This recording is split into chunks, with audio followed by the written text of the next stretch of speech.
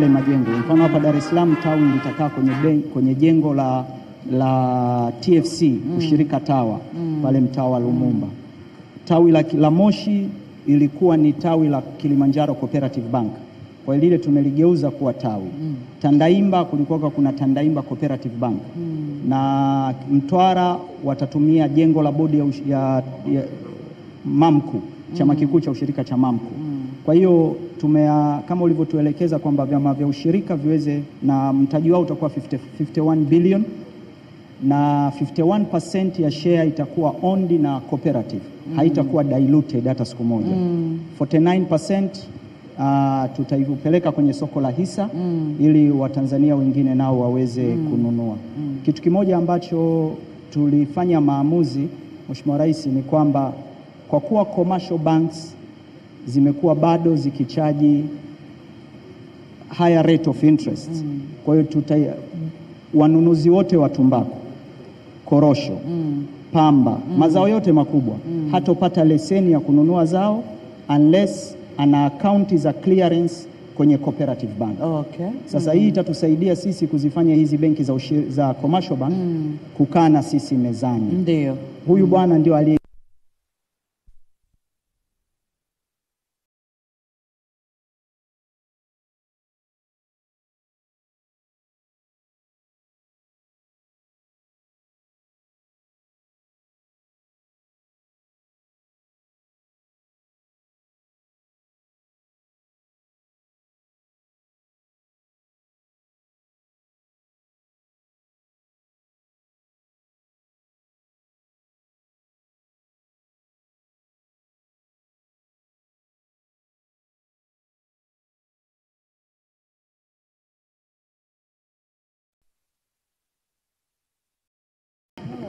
hapa hao wanatokea Mara, ni chama cha ushirika wa MAKU na zawadi zao walizopata.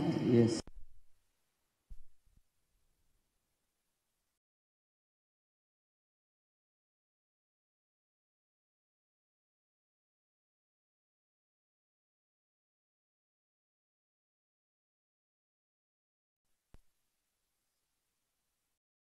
Ni cha Kagera. Hapa kuna vyama viwili na KDCU wako hapa.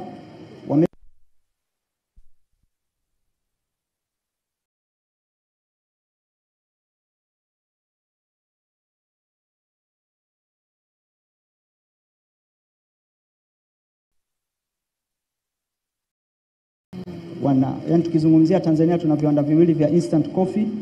Kimoja ni cha ushirika ambacho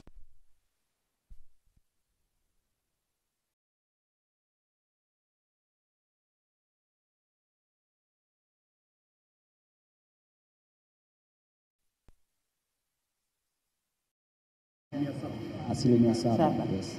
Kwa hiyo sasa hivi wana export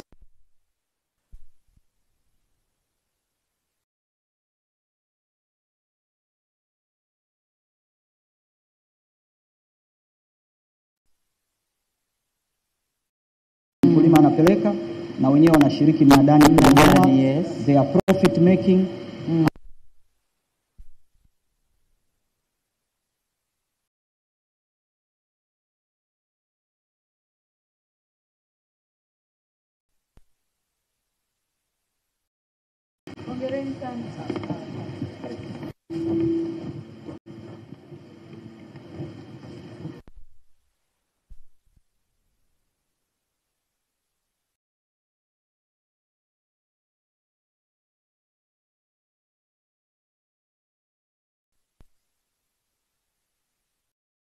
Mwasa amekuwa mkuu wa mkoa wa kwanza kuweza kubai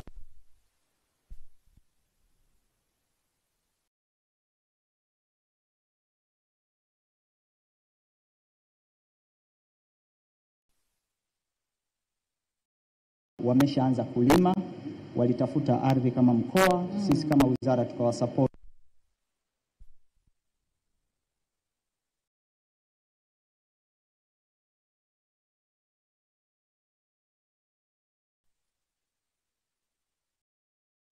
Na wako shambani. Lakini vile vile miaka mitatu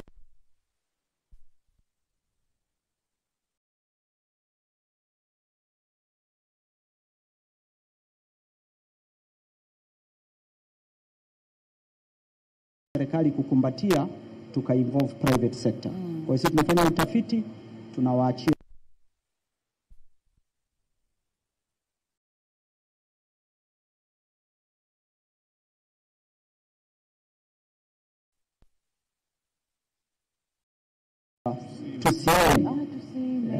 lakini ndio uzalishaji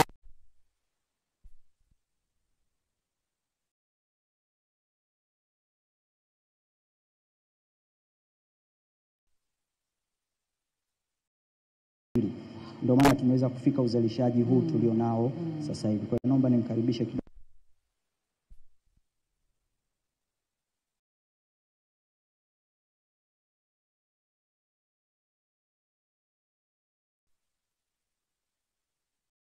Mbili kila mwaka kwa kuweka block farms za eka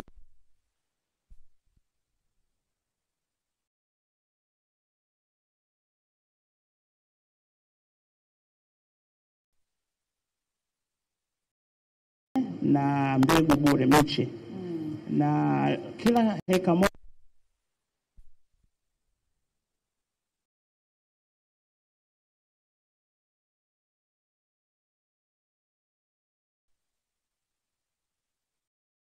tunaweka pilipili manga pia. Ndio, na kwa sasa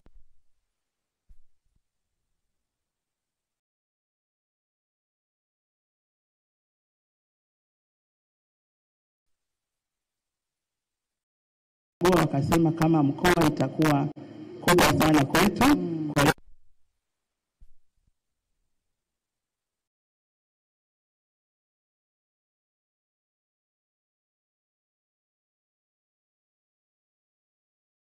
Rasmi, kwa hiyo itaanza kuwezeshwa kikamilifu na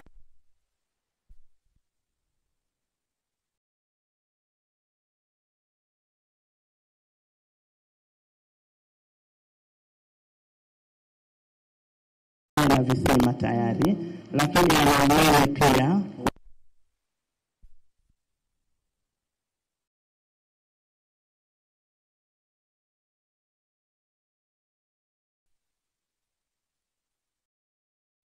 tunaomba Mungu mwaka huu vile vile.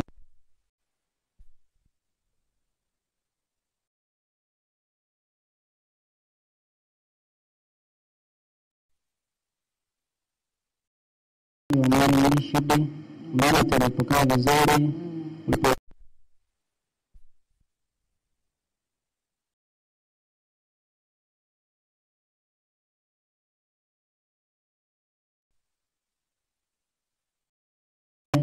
kila kitu tulipewa.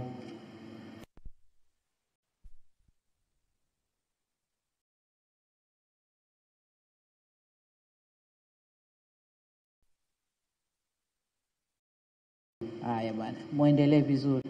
Asante. Haya, asante.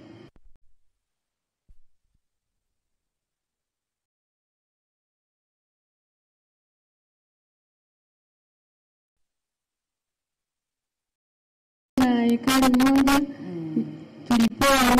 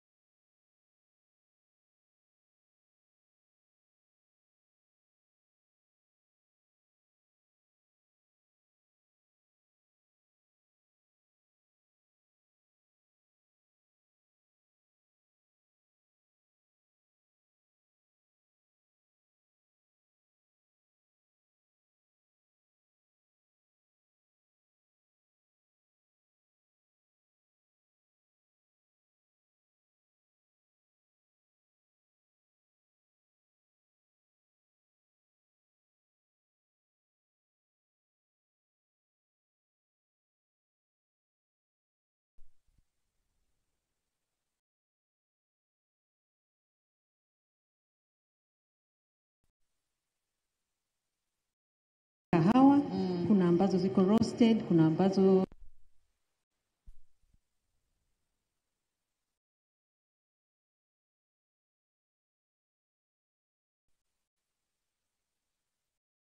kuzalisha kutengeneza kahawa.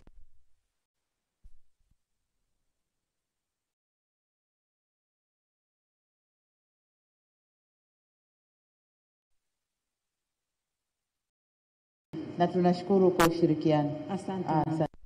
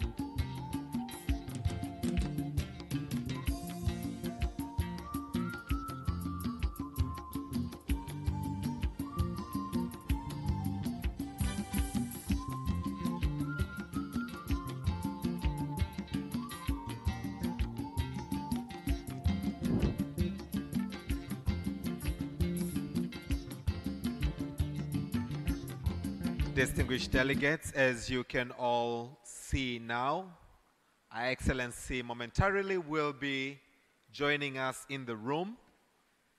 And as we can already see, honorable ambassadors and country representatives coming in, this is a sign, a direct sign that we will begin the program momentarily.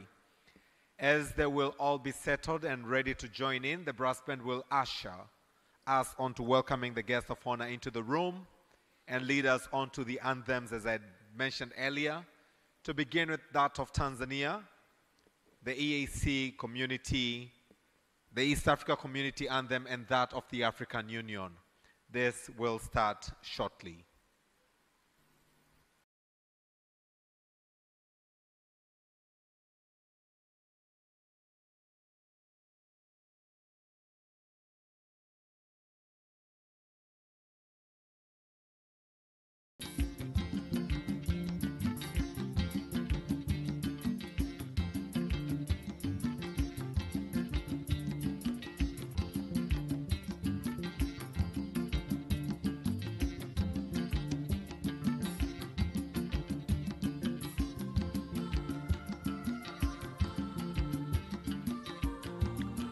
May I also request that we have our mobile phones on silence or on vibration? May I request that we keep our mobile phones on silence or on vibration throughout the entire program?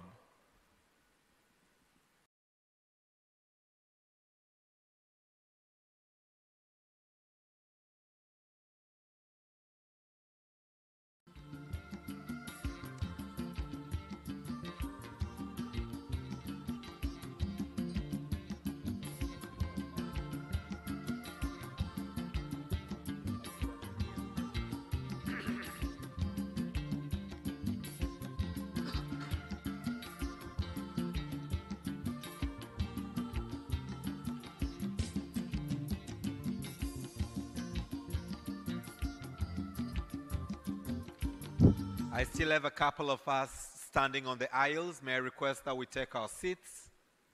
May I request that everyone to please take your seat as we're about to start the program in the venue. If you require any assistance, please do not hesitate to signal, and we'll be more than happy to provide that assistance. But in the meantime, may I kindly request that we all take our seats.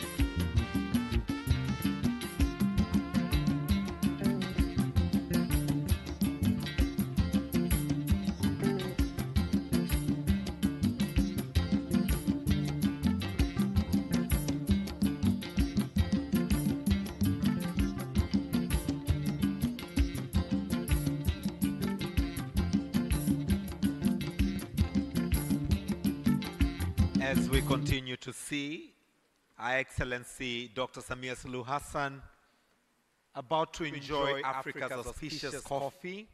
I believe this is Tanzania's coffee. I would wish to use this opportunity to request that all of us here to have the opportunity to test Tanzania's coffee.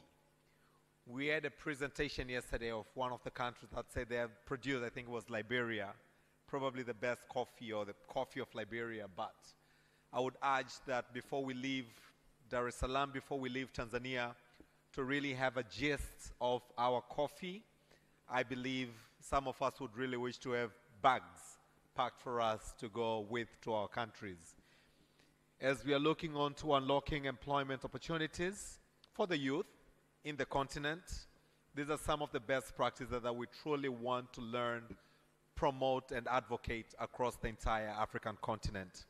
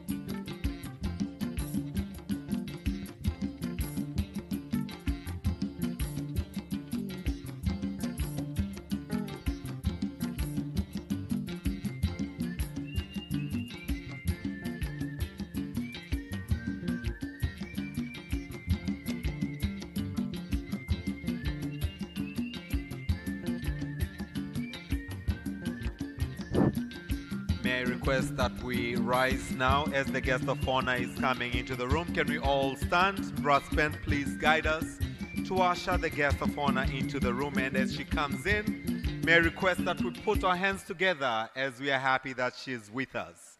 Can we all clap our hands?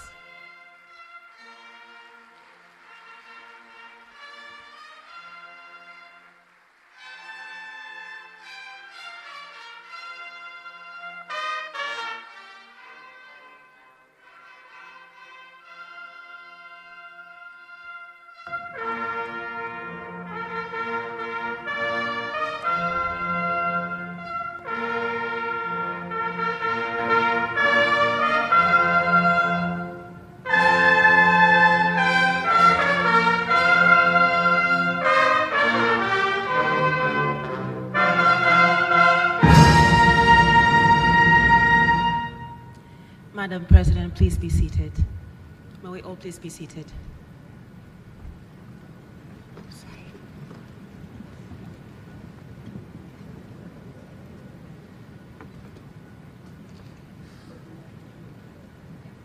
Right, now brass band, may we please proceed now with the national anthem, and please, may we please rise again. So we will start with the national anthem and then proceed to the EAC anthem and then the African Union anthem.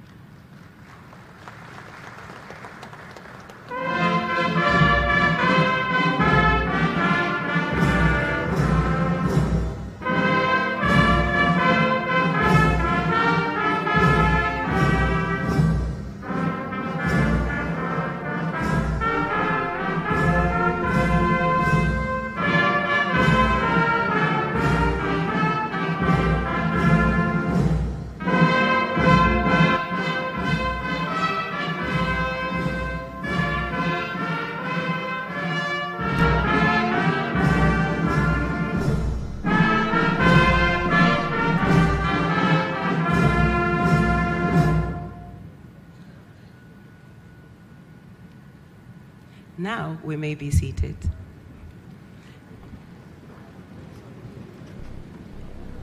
I would now like to welcome the religious leaders who are going to do our opening prayers for today, Prophet Samson and Sheikh from Mufti's office.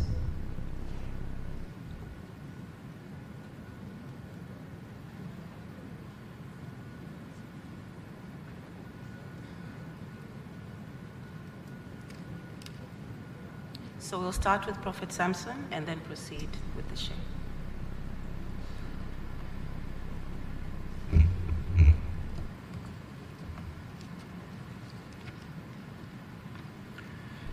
Mheshimiwa Dr. Samia Suluhu Hassan, Rais wa Jamhuri ya Muungano wa Tanzania na Amiri Jeshi Mkuu, waheshimiwa wawakilishi wote kutoka nchi zote wanaoshiriki katika mkutano huu, Mheshimiwa wawaziri wote kutoka nchi zote za Afrika wanazoshiriki katika mkutano huu, Mheshimiwa Dr. Tulia Ackson, mbunge, Spika wa Jamhuri ya Muungano wa Tanzania na Rais wa Muungano wa Mabunge yote duniani IPU, waheshimiwa wabunge, Mheshimiwa Waziri Mstaafu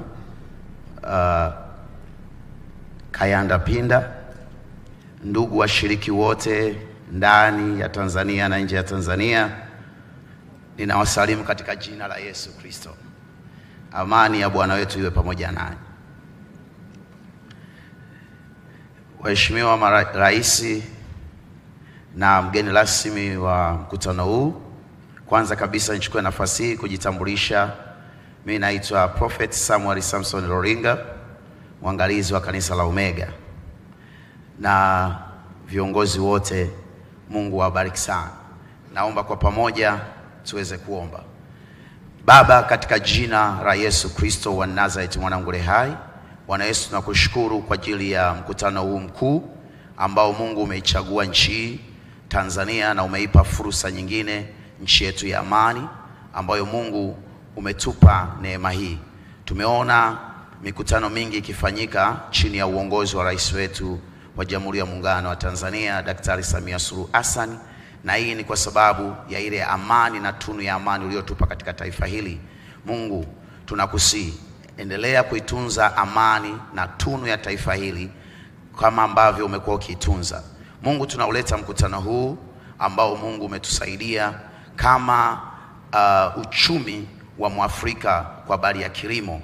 Mungu, tunajua sekta hii ya kilimo haijaanzia kwetu, bali wewe tangu mwanzo ulipoumba ulianza kumkabidhi mwanadamu wa kwanza bustani ya Eden ailime na kuitunza. Lakini zaidi ya yote Bwana Yesu, tunajua tuko katika mkutano huu wa kilimo, lakini naomba kama ambavyo umeipa amani nchi yetu ya Tanzania, nilete pia taifa la Kongo ambalo wenzetu wako katika vita, nikiitakia amani kama mtumishi wako.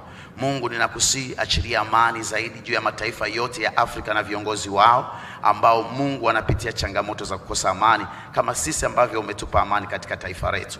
Baba, ninajua ya kuwa wewe unanisikia na kuheshimu maneno yale ninayotamka kinywani mwangu.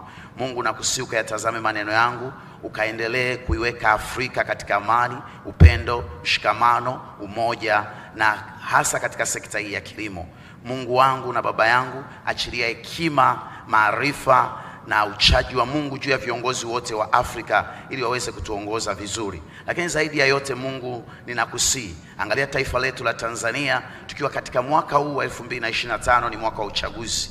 Tupe uchaguzi wa kweli, amani na haki, lakini zaidi utulivu mkubwa chini ya rais wetu Daktari Samia Suluhu Hassan, ili tukafanya uchaguzi tusiwe kama mataifa mengine yalipoingia kwenye migogoro na nguvu zingine za vita wakati wa uchaguzi. Sisi tupe utulivu, amani, mshikamano, upendo na ushirikiano ili tuweze kumaliza uchaguzi huu vizuri. Baba, asante kwa ajili ya neema hii. Asante Bwana Yesu kwa ajili ya haya yote, nikiomba na kuamini katika jina la Baba na la Mwana na la Roho Mtakatifu. Amen. Asanteni sana.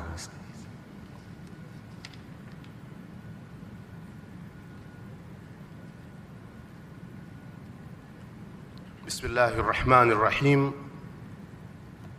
الحمد لله رب العالمين والصلاة والسلام على رسول الله صلى الله عليه وسلم.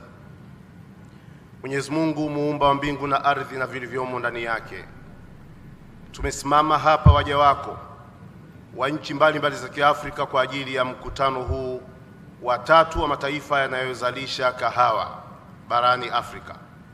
Tunakuomba Mwenyezi Mungu, kama tulivyoanza nawe jana na tuwe nawe leo na tena mpaka mwisho wa mkutano huu, utie baraka, mafanikio na kila kilichojadiliwa katika mkutano huu na kilichopangwa.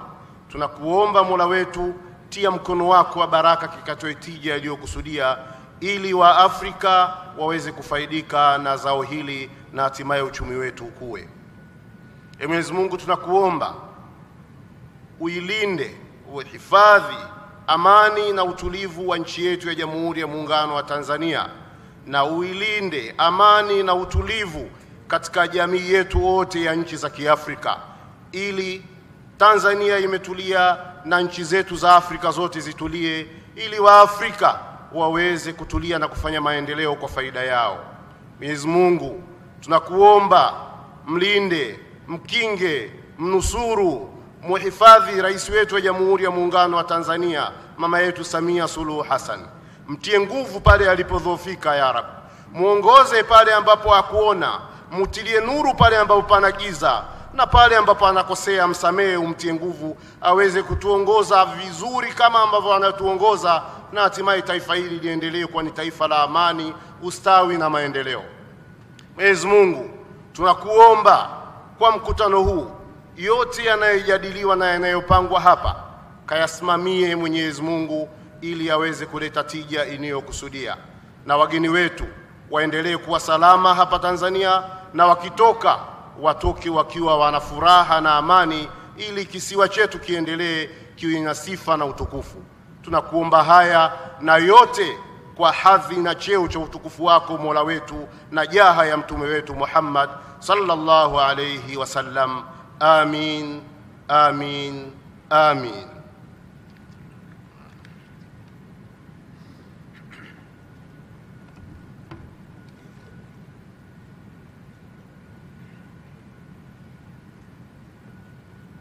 May I request that we put our hands together for religious leaders.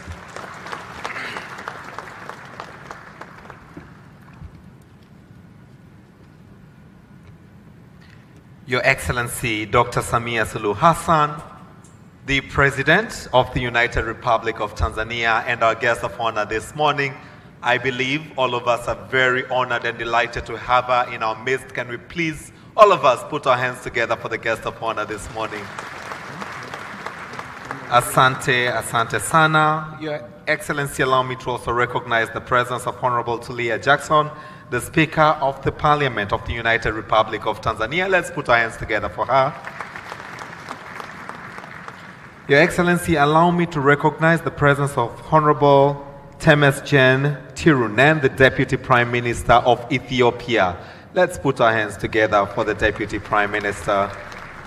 Thank you very much. Honorable guest, Your Excellency, allow me also to recognize in a very special way the presence of Honorable Ms. Zengo Kayanza Pitpinda, the former Prime Minister, but also the Chairman of the Presidential Food and Agriculture Delivery Council. Thank you so much. Your Excellency, allow me to recognize in a very special way the presence of Honorable Prosper Dodiko, Minister of Agriculture of the Republic of Burundi, and Ayako Chairman. Delighted to have you with us. Your Excellency, allow me to also recognize the presence of Ambassador Rebecca Amoge Otengo, a member of the Permanent Representatives Committee at the African Union and the coordinator of Specialized Technical Committee of Agriculture, which is chaired by the Ministry of Agriculture of Uganda. Your Excellency, allow me in a very special way to recognize our very own Honorable Hussein Mohamed Bashe, the Minister of Agriculture of the United Republic of Tanzania, who is also our host on this summit. Your Excellency, allow me now to recognize all other ministers from the United Republic of Tanzania present, but I would also like to pick at this juncture and recognize all other ministers, and I will call them by name representing their respective countries, to begin with Honorable Wycliffe Oparanya, Cabinet Secretary, Ministry of Cooperative and Micro and Small Enterprises from Republic of Kenya. Your Excellency, allow me to recognize the presence of Honorable Dr. J. Alexander Nuta, Minister of Agriculture from the Republic of Liberia. With us also, Your Excellency, we have Honorable Eric Rigamba, Minister of State for Agriculture and Animal Resources from the Republic of Rwanda, who is also the Vice Chairman of AYACO. Your Excellency, allow me to recognize the presence of Honorable Kiakulaga Fred Bwino, Minister of Agriculture, Animal Industries and Fisheries from the Republic of Uganda. Delighted to have him with us. Your Excellency, allow me to recognize in a very special way the presence of Honorable Davis Marapira, Deputy Minister of Land, Agriculture, Fisheries, Water and Rural Development from the Republic of Zimbabwe. Your Excellency, allow me to recognize the presence of Mr. Anselm Guton, the Secretary General, Coordinator Committee for Coffee and Cocoa Sector from Togo. Your Excellency, allow me to recognize the presence of His Excellency Ambassador Solomon Rotega, the Secretary General of AYACO. Your Excellency, allow me to recognize the presence of His Excellency El Badwi Mohammed, Dean of the African Diplomatic Group, Ambassador of the Union of Comoros to the United Republic of Tanzania. But also at this juncture, allow me to recognize all Excellencies ambassadors present. I would also like to recognize in a very special way Honorable Albert Chalamila, the Regional Commissioner for Dar es Salaam region. Let's give him a round of applause. He's our host in the region, but also allow me, Your Excellency, to recognize the presence of all regional commissioners present. I would also like Your Excellency to allow me to recognize the presence of honorable members of Parliament present. I would also like to recognize the presence of Mr. Gerard Mweli, the Permanent Secretary in the Ministry of Agriculture, recognizing all other Permanent Secretaries present.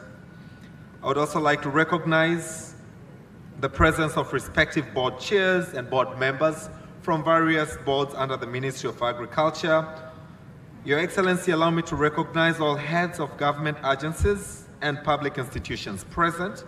I would also like to recognize all heads of the private sector present, distinguished representatives from various ministries present.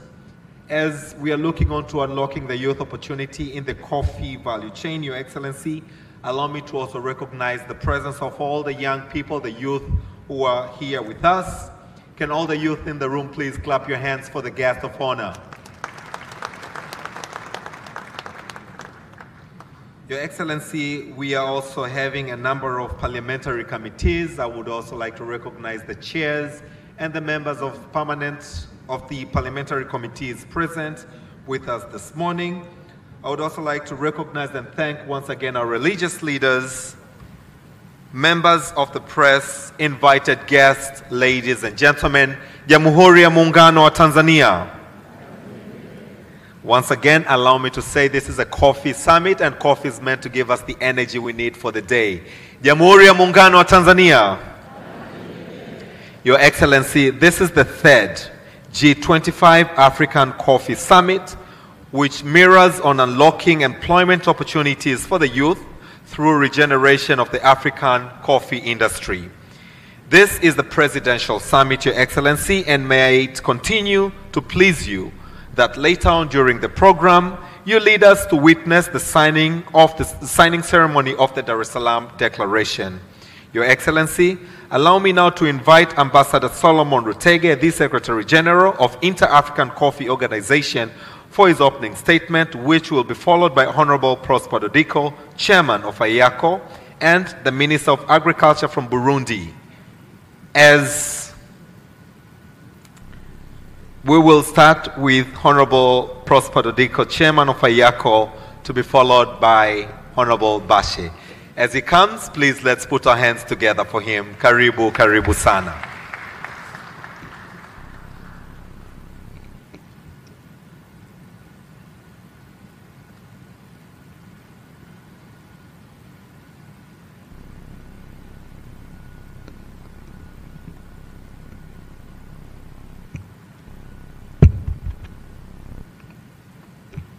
Thank you very much for this opportunity, but I apologize because I want to deliver my speech in French.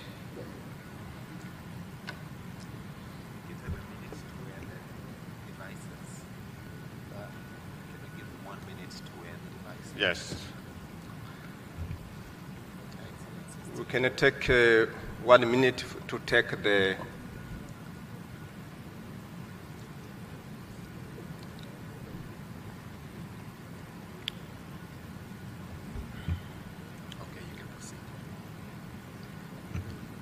Votre Excellence, Madame la Présidente Samia Suluhu Hassan, Présidente de la République unie de la Tanzanie, Excellences, distingués délégués, Mesdames et Messieurs, au nom des États membres de l'Organisation internationale du café, OIC, je voudrais exprimer notre gratitude et notre reconnaissance à Son Excellence Samia Suluhu Hassan, Présidente de la République unie de la Tanzanie, et à son gouvernement pour avoir accueilli le 3e sommet africain du café du G25.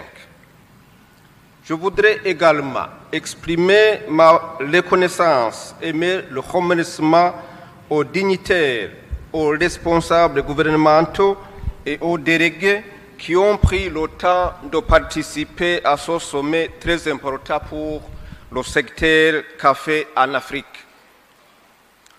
Je voudrais féliciter les chefs d'État des pays membres de l'Organisation interafricaine du café OIC pour leur soutien indéfectible dans le cadre de la présentation de la déclaration de Kampala lors de la 37e Assemblée des chefs d'État de l'Union africaine qui s'est tenue en février 2024. La déclaration demandait l'inclusion du café dans l'agenda 2063 de l'Union africaine, ainsi que la nomination de l'OIAC en tant qu'agence spécialisée du café, au sein, bien sûr, de l'Union africaine. Les 2 requêtes de cette déclaration ont été adoptées par l'Assemblée des chefs d'État de l'Union africaine. Aujourd'hui, nous sommes réunis pour aborder le défi le plus important auquel sont confrontés la majorité des pays africains, le chômage des jeunes. Le thème de ce sommet a été soigneusement choisi pour aborder la question de la création d'opportunités pour les jeunes à régénérer l'industrie africaine du café. L'Afrique, le 2e plus grand continent, compte le plus grand nombre de pays producteurs de café. Le café est le moyen de subsistance ni de mzalishaji 60 millions de mkubwa personnes wa kahawa sur le continent. na tumekuwa tukizalisha zaidi ya kahawa na ambapo watu zaidi ya milioni 65 barani Afrika wamekuwa wakizalisha kahawa, na tungependa kuifanya idadi hii ya wakulima wa kahawa iwe maradufu zaidi. Na leo hii tunapokutana katika mkutano huu, uzalishaji na tija na ongezeko la thamani la kahawa vimekuwa bado ni changamoto, hasa kwa sababu nchi zetu hazitumii kahawa inayozalishwa ndani ya bara letu. Hadi kufikia mwaka 2050 bara letu na nchi zetu zinatarajiwa kuzalisha kahawa nyingi zaidi, na hii inaonyesha kwamba kutakuwa na hitaji kubwa zaidi la kahawa katika soko la Afrika na dunia kwa ujumla. Kwa sasa tunao wakulima ambao wanatamani kunufaika zaidi na sekta hii ya kahawa katika masoko ya kimataifa. Kwa bahati mbaya, sisi tumekuwa tukitumia asilimia ndogo sana ya kahawa ambayo tumekuwa tukizalisha wenyewe katika nchi zetu. Kwa sehemu kubwa kahawa yetu imekuwa ikiuzwa nje kama kahawa ghafi, na kahawa hiyo inarejeshwa kwenye nchi zetu na kununuliwa na sisi wenyewe. Na hata hivyo, kwa bahati mbaya, uuzaji wa kahawa nje ya nchi na uzalishaji wa kahawa umekuwa ukiporomoka kwa miaka mingi, na sababu mojawapo ya kuporomoka huko kwa uzalishaji wa kahawa ni pamoja na magonjwa, mabadiliko ya tabia nchi, changamoto zinazowakabili wakulima, lakini pia ukosefu wa masoko ya kahawa na kukosekana kwa miundombinu bora ya kuongeza tija na uzalishaji. Na changamoto hizi zote zinaathiri uzalishaji wa kahawa Afrika, na ninatumaini ni jukumu letu sisi wote kwa pamoja kushughulikia changamoto hizi. Ningependa kubainisha changamoto kubwa ambazo zinawakabili wakulima wetu ni pamoja na bei ndogo ya kahawa, na hii inatokana na ukosefu wa masoko. Wakulima wetu hawafikii masoko moja kwa moja, lakini pia kumefanyika jitihada mbalimbali, na jitihada hizi zinaendelea kufanyika, lakini jambo la muhimu ni kuhakikisha tunavutia vijana na tunajielekeza zaidi katika kuwaongezea umahiri, kuvutia ajira zaidi kwa vijana, utawala bora na masuala ya ulinzi na amani. Vyote hivi vitawavutia vijana, lakini jambo la muhimu zaidi ni kwamba tunataka kuwa na mkataba wa kushirikiana, nchi wanachama kushirikiana ili kuweza kuongeza tija na uzalishaji wa zao la kahawa. Ninatumaini kwamba nchi wanachama zitatamani kushughulikia changamoto ya bei ya kahawa, lakini pia kuboresha mnyororo mzima wa uzalishaji wa kahawa, na hili ni kutokana na jitihada muhimu zinazofanyika kwenye sekta hii. Tukiyafanya yote haya, tutahimizana sisi kwa pamoja kushughulikia changamoto hizi, lakini ni jambo la muhimu zaidi kujielekeza katika kunufaika na fursa zilizopo katika sekta hii, ni pamoja na kutengeneza ajira, lakini pia kujumuisha watu wengi zaidi kwenye mnyororo huu na sekta hii. Kuhusiana na kuongeza thamani ya kahawa, sisi Afrika tumekuwa tukiuza kiasi kikubwa cha kahawa ghafi nje ya nchi zetu, na tumekuwa tukiuza kahawa nyingi pasipo kuziongezea thamani. Kwa mfano, tulichonacho kwa sasa, tulichoweza kubaini ni kwamba katika uzalishaji wa kahawa tumekuwa na changamoto ya matumizi ya kahawa ndani ya nchi zetu, na ni jambo ambalo kila moja angetamani kujivunia matumizi ya kahawa ndani ya nchi zetu. Badala ya kuuza zaidi kahawa nje, ingependeza kama tungeweza kununua kahawa sisi wenyewe ndani ya nchi zetu za Afrika. Tunahitaji kuwekeza katika miundombinu ambayo itaongeza thamani ya kahawa, kama vile ufungashaji wa kahawa. Tunatarajia kuongeza uzalishaji, hasa kama tutajielekeza vizuri kwenye kuongeza thamani. Pasipo kuleta mageuzi kwenye sekta ya kahawa, hatutaweza kutengeneza fursa nyingi zaidi za ajira kwa vijana, na tutahitaji kuwa na uwekezaji zaidi kwenye sekta hii ya kahawa. Ni jambo la muhimu kuzingatia kwamba nchi na serikali za Kiafrika kwa kushirikiana na sekta binafsi na wadau binafsi tutaendelea kushirikiana kwa pamoja ili kuboresha mifumo ya kilojistiki pamoja na kuongeza matumizi ya kahawa ndani ya nchi zetu. Tukiongeza thamani ya kahawa ndani ya nchi zetu, tutatengeneza ajira zaidi, lakini pia tutaondoa utegemezi wetu wa kuagiza kahawa kutoka nje. Kuhusiana na kahawa kutumika ndani ya nchi zetu, zetu. Hii itafanya kwamba tukichakata kahawa ndani ya nchi zetu, tutaifanya kahawa inunulike na kutumika katika nchi zetu, na hivyo kuchochea uchumi wa nchi zetu za Kiafrika. Tunapenda kuzipongeza nchi zinazofanya hivyo. Tujifunze kwenye hizo nchi kama Brazil, Indonesia ambazo zimewekeza zaidi katika kuchakata kahawa wao wenyewe. Sisi Afrika kwa bahati mbaya tunatumia zaidi ya nusu ya kahawa kutoka nje kuliko kile tunachokizalisha, na kiutamaduni inaonyesha kwamba sisi ni watumiaji wazuri wa kahawa, na tunaweza kujifunza kutoka Ethiopia ambao wao wamefanikiwa kuzalisha, lakini pia wanatumia kahawa.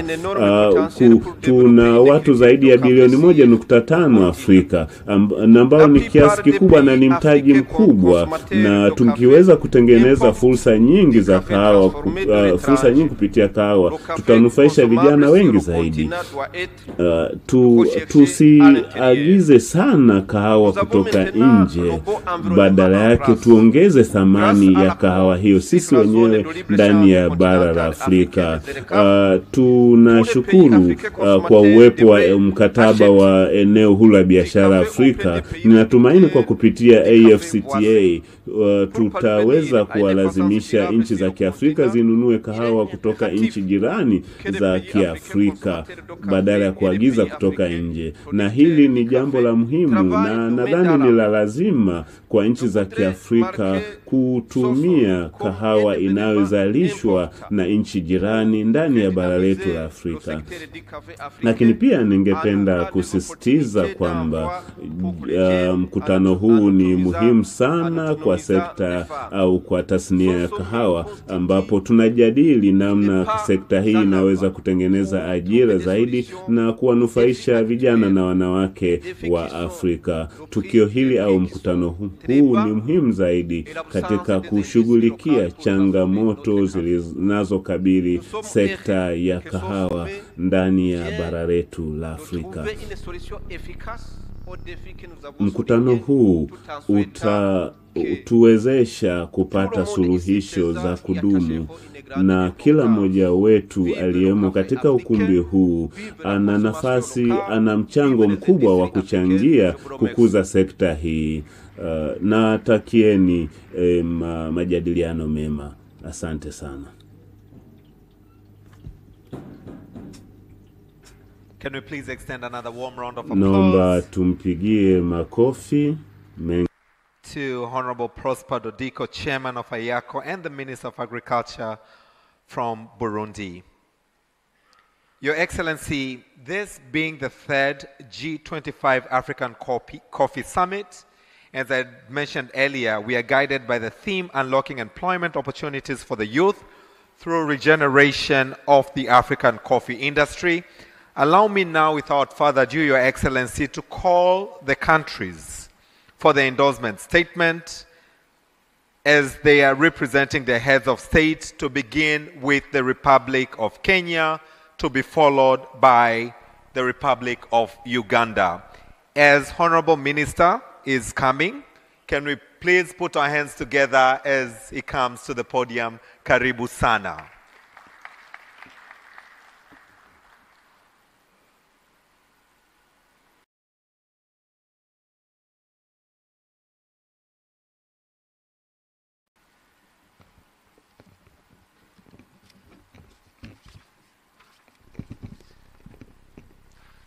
Your Excellency, Dr. Samia Suluhu Hassan, President of the United Republic of Tanzania, the Deputy Prime Minister of Ethiopia,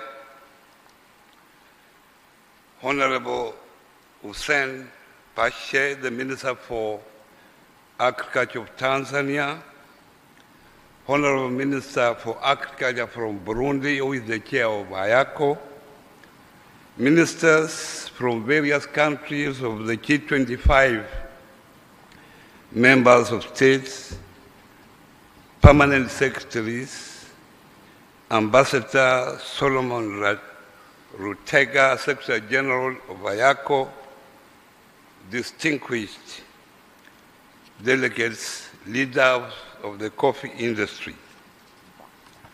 Your Excellency, this is a speech from His Excellency Dr. William Samoei Ruto, the President of the Republic of Kenya and the Commander-in-Chief of the Defense Forces. And before I do so, he has conveyed greetings to you and from the people of Kenya. I read verbatim. It is an exciting moment to join the third G25 African Coffee Summit, a great gathering that is meant to discuss a matter that is very clear to all of us, coffee. As we say in my country, kahawa ni dola. Indeed, coffee is a global commodity of immeasurable value to our economies. We converge here as Africans, coffee-producing nations, to reaffirm our commitment to revitalize this vital subsector by seeking to develop strategies that will create employment opportunities for our youth and regenerate the African coffee industry. The theme of the summit, Unlocking Employment Opportunity for the Youth through Regeneration of the African Coffee Industry, speaks to the African Union Agenda of 2063 programs and youth development policies. Africa's youth population is our greatest asset, yet their participation in the coffee sector remains limited due to structural changes. Distinguished guests, ladies and gentlemen, the summit's theme aligns the Kenya bottom-up economic transformation agenda and national policies that we have developed to create innovative, attractive, and sustainable employment opportunities for the youth through the active engagement in the coffee subsector.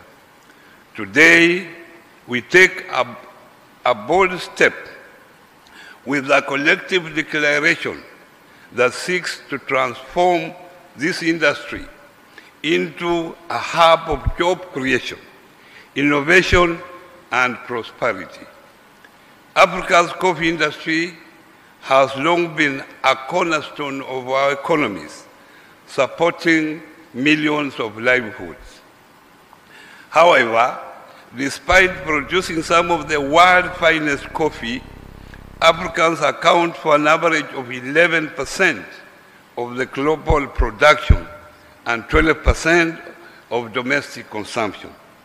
We cannot allow this trend to continue.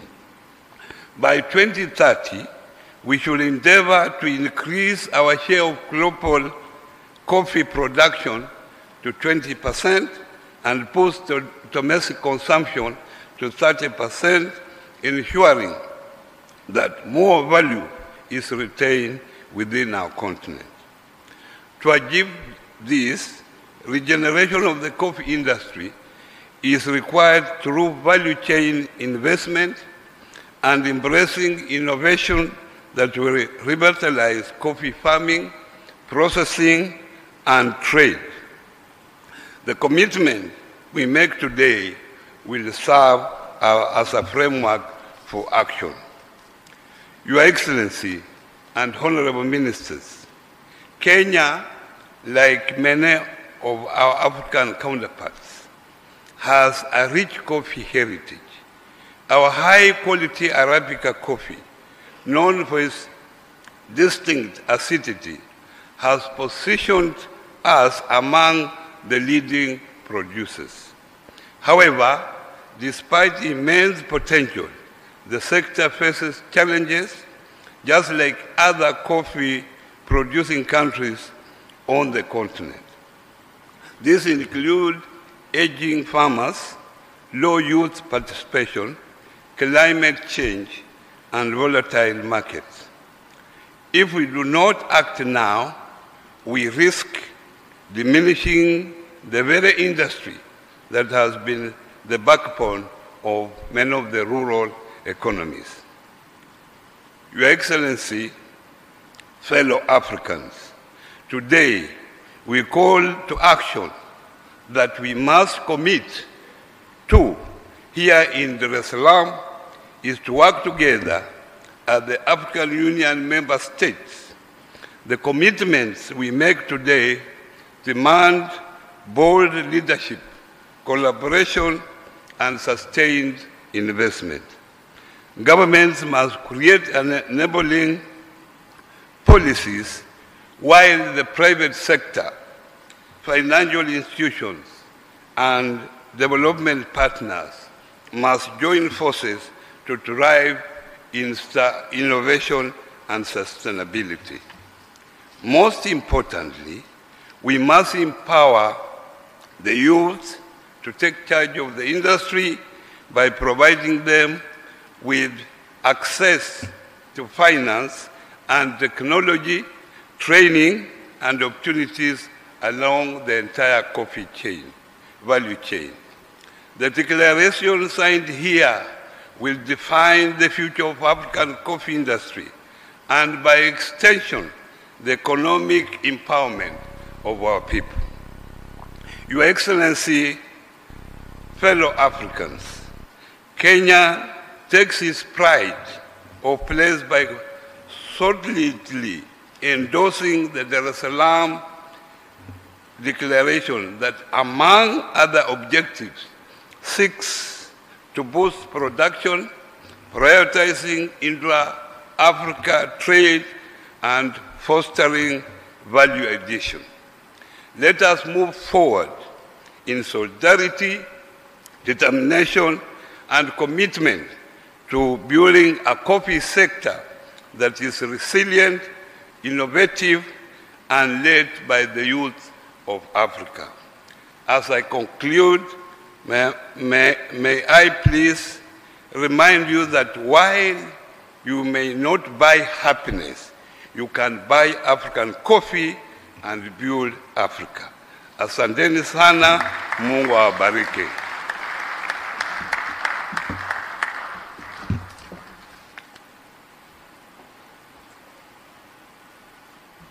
Thank you very much, Honorable Wycliffe A. Oparanya, who is the Cabinet Secretary, Ministry of Cooperatives and Micro, Small and Medium Enterprises from the United Republic of Kenya. Asante sana. And now, Your Excellency, allow me to welcome Honorable Kyakulaga Fred Bwino, who is the Minister of Agriculture, Animal Industries and Fisheries from the Republic of Uganda, for his endorsement statement for the Dar es Salaam Declaration.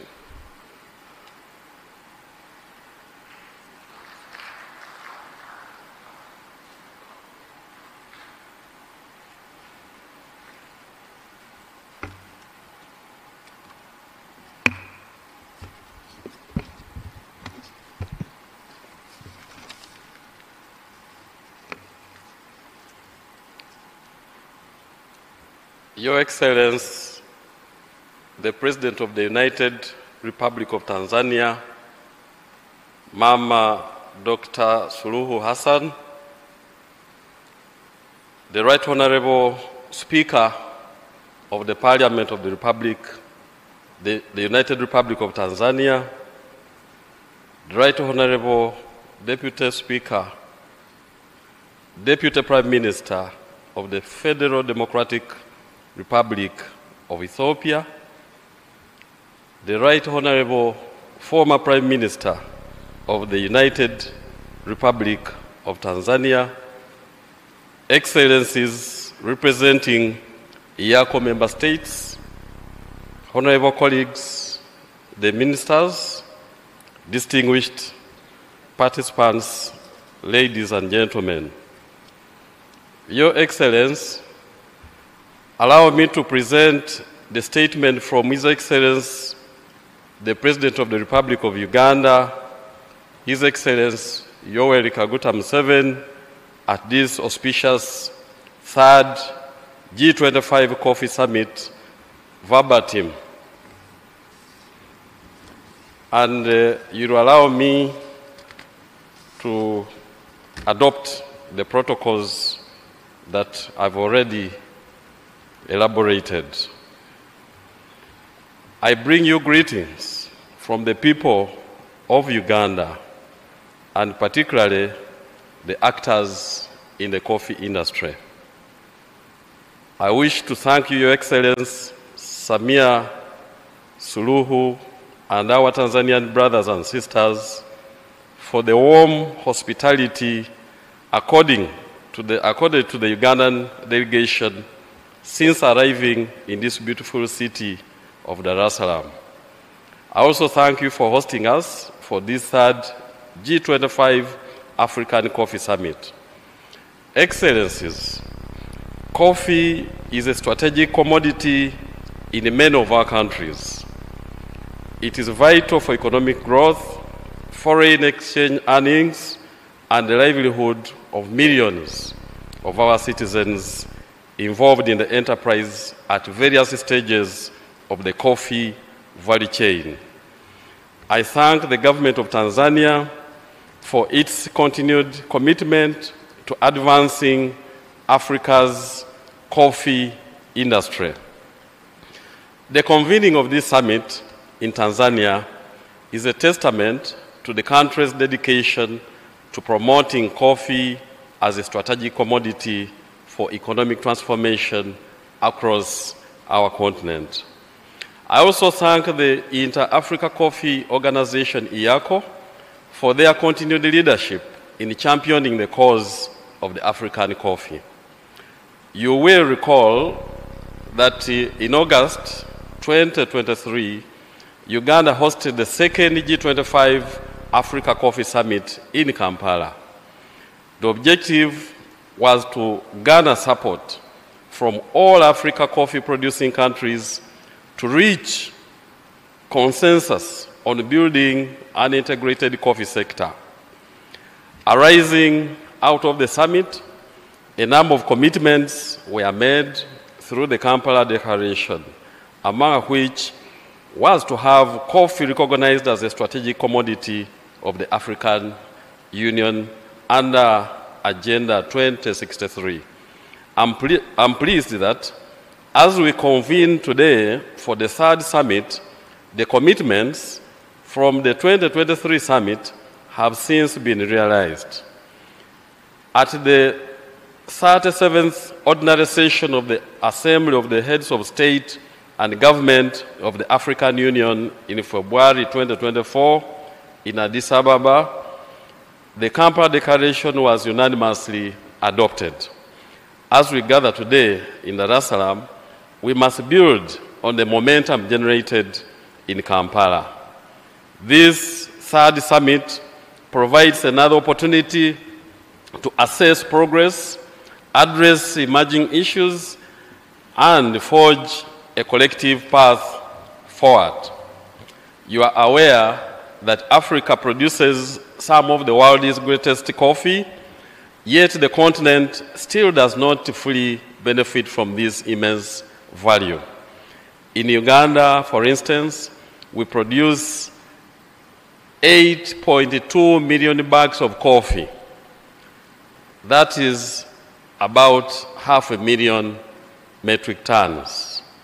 Out of these, 6.2 million bags were exported as per the 2023 statistics, but only a small fraction of about 1 metric ton was processed at home.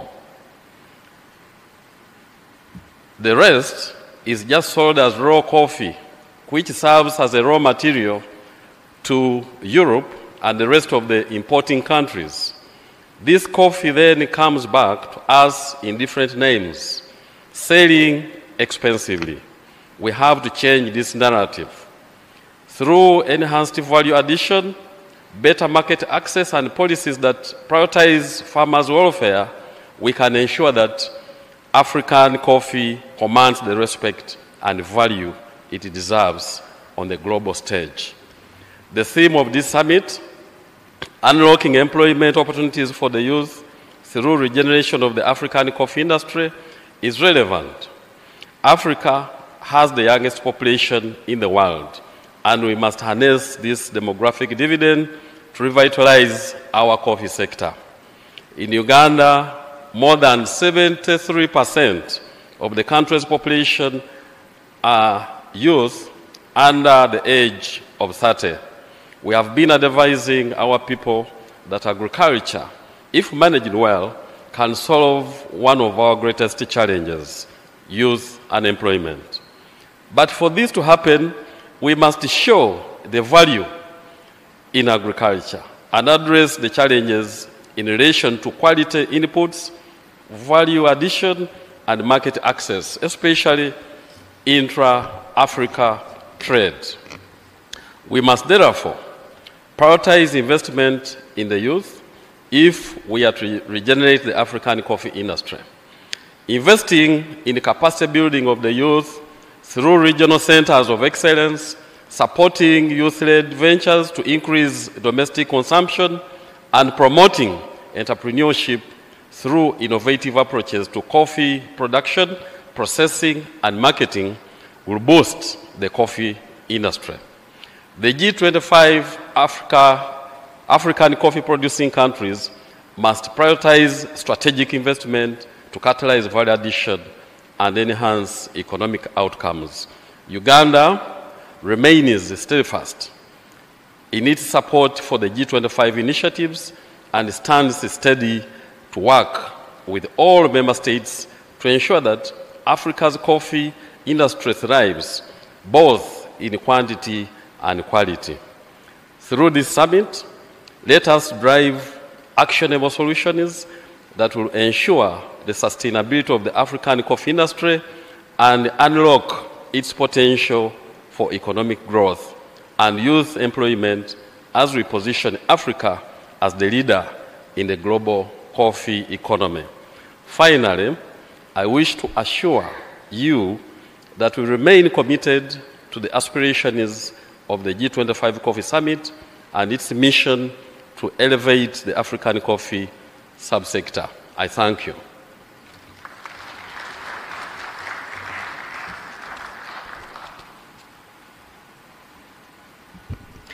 Can we please extend another round of applause to Honorable Kyakulaga Fred Bwino of the Republic of Uganda for your endorsement statement on the Dar es Salaam Declaration, Your Excellency.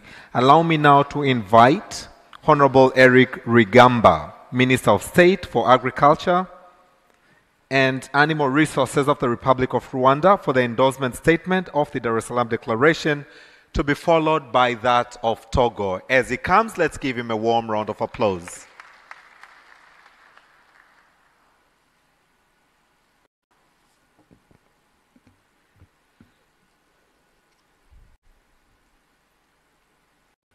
Your Excellency Dr. Samia Suluhu Hassan, President of United Republic of Tanzania, Excellencies, distinguished delegates, ladies and gentlemen, good morning. Good morning.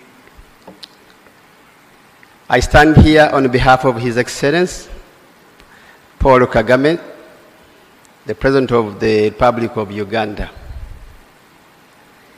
I wish to bring warm greetings from the people of Rwanda, and I would like to add my voice thanking you, Your Excellency Dr.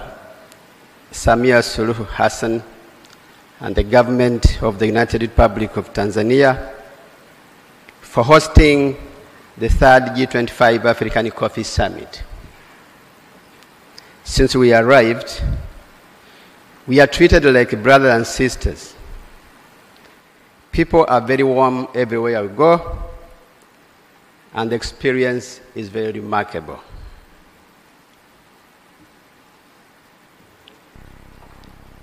Rwanda is and will fully endorse the Dar es Salaam Declaration on Coffee as a strategic commodity. For us in Rwanda, coffee plays a very critical role in fostering poverty reduction, economic growth, and sustainable development in Rwanda, and we believe in Africa.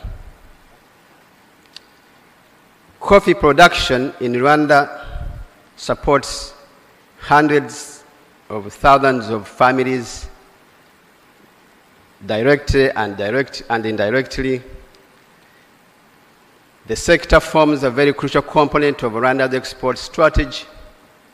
It's a major source of employment. It plays a very critical role in terms of job creation. And so the sector is very critical. We want to acknowledge the strategic value of this sector. And as a country, we remain committed and we aim to strengthen various policies, strategies, programs that we encourage all of us to try to deal with the challenges the sector is facing and be able to optimize the opportunities it offers. As the government of Rwanda, we want to reiterate our commitment to do all it takes to encourage more investments in the sector, promote research and innovation. We want to put all efforts to increase production and productivity and the value to the actors in the sector. We want to work with everyone to increase market access for our smallholder farmers, as well as making all efforts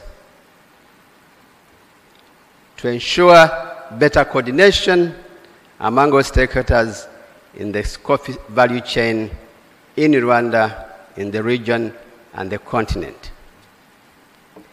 Your Excellency, this summit and the declaration that will be signed later on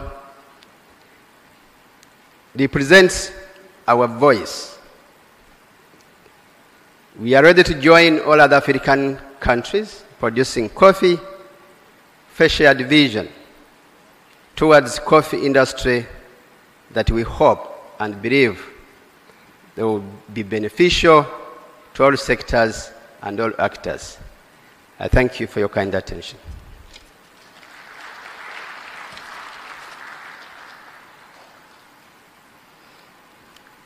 Thank you very much, Honorable Eric Rugamba, Minister of State for Agriculture and Animal Resources. And now, Your Excellency, allow me to welcome Mr. Anselme Gouton, who is the Secretary General Coordination Committee for Coffee and Cocoa Sectors of Togo, for his endorsement statement that will also be followed by the Deputy Prime Minister, Honorable His Excellency Temesgen Tirune, from the Federal Democratic Republic of Ethiopia.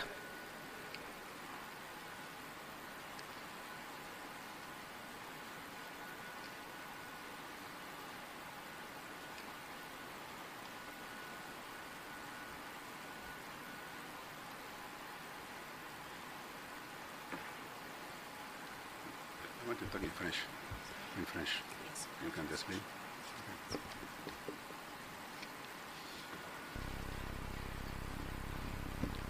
Thank you, Nancy.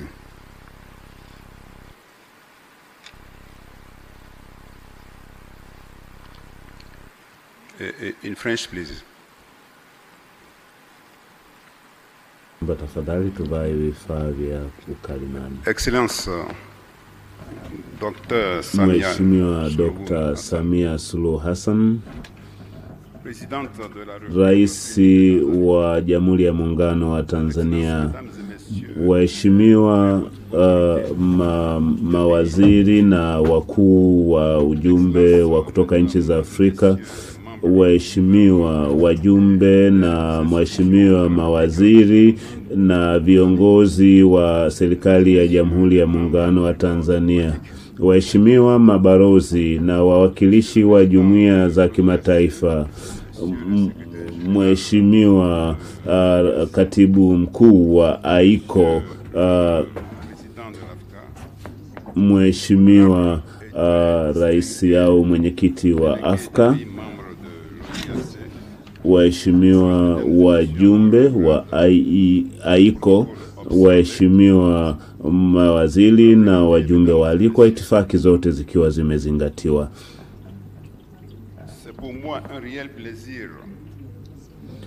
Ni heshima na taadhima kubwa sana kupewa nafasi hii ya kuzungumza katika mkutano huu muhimu kwa niaba ya nchi yangu ya Togo, lakini pia kwa niaba ya Mheshimiwa Rais Yasimbe, rais wa Jamhuri ya Togo, ambaye amenituma kuja kutoa maoni au tamko kuhusiana na azimio hili na katika mkutano huu mkuu wa masuala ya kahawa Afrika.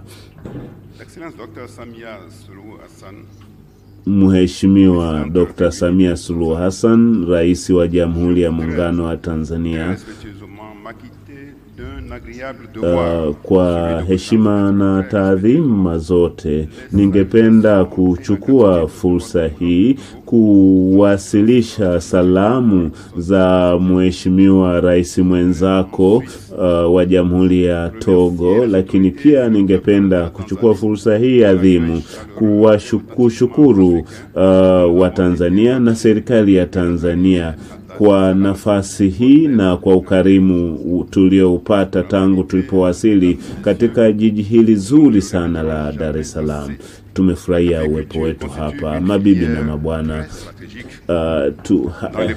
Hatuna maneno ya kutosha sana kuelezea kuhusu umuhimu wa kahawa katika chumi zetu za bara la Afrika, hasa nchi zinazozalisha kahawa, yani nchi 25 za Afrika zinazozalisha kahawa zimeamua kufanya mkutano huu ambao ni wa muhimu sana, na ni jambo la muhimu sana kuamua kuhusu kahawa kwa sababu ni zao la kimkakati na limeingizwa katika ajenda ya Umoja wa Afrika ya 2063. Uamuzi huu ulianza mchakato wake mapema 2023 na 2024 wakati wa mkutano mkuu wa kwa nchi waliamua zao hili la kimkakati.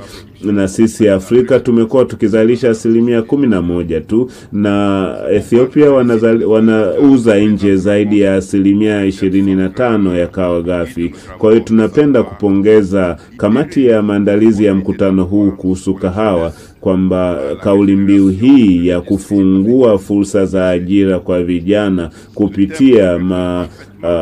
kupitia mapinduzi ya sekta ya kahawa ni kauli mbiu muhimu kwa ajili ya kushughulikia changamoto zinazokabili sekta ya kahawa Afrika, kwa sababu tunalenga zaidi kutengeneza fursa kwa wanawake na vijana, na pia tunajadili changamoto zinazokabili bara letu kuhusiana na matumizi ya kahawa. Mheshimiwa Rais Samia Suluhu Hassan, rais wa Jamhuri ya Muungano wa Tanzania, waheshimiwa mawaziri, wajumbe wa mkutano huu pamoja na nchi wanachama wa AICO, mwaka 2020 Togo tulianzisha mpango mkakati unaolenga kuongeza thamani katika mazao ya kilimo na kahawa ikiwa miongoni mwa mazao hayo. Na kwa sasa tumeandaa mpango mkakati kwa ajili ya sekta ya kahawa kwa kushirikisha wadau mbalimbali pamoja na serikali.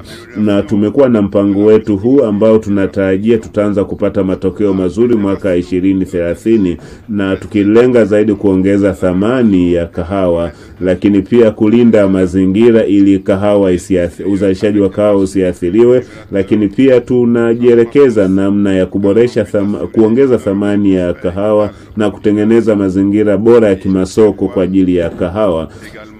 na kuweza kuongeza thamani ya kahawa kwa kupitia wazalishaji wa ndani kabla haijauzwa nje. Na lakini pia tumekuwa na jitihada mbalimbali tulizozianzisha za kuhusisha teknolojia katika uzalishaji.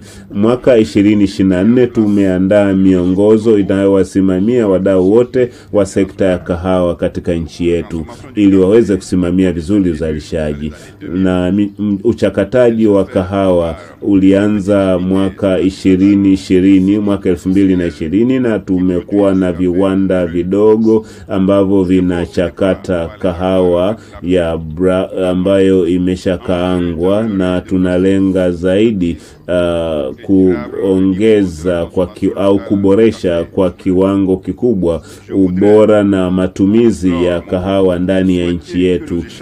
Sehemu kubwa ya kahawa inayozalishwa ndani ya nchi yetu iliwe au itumike na wananchi wa Togo. Kwa kuhitimisha hotuba yangu, napenda kueleza kwamba tunapaswa kuwa na dhamira thabiti kuimarisha sekta hii, na nchi yetu imedhamiria na inaahidi kutekeleza majukumu mbalimbali ya kusimamia maendeleo katika sekta ya kahawa. Na ninatumaini kwa pamoja tukishirikiana kwa maana ya nchi 25 zinazozalisha kahawa tunaweza tukafanikiwa. Napenda kumshukuru Mheshimiwa Rais Dr. Samia Suluhu Hassan, Rais wa Jamhuri ya Muungano wa Tanzania, na ninyi nyote kwa kunisikiliza. Asanteni sana.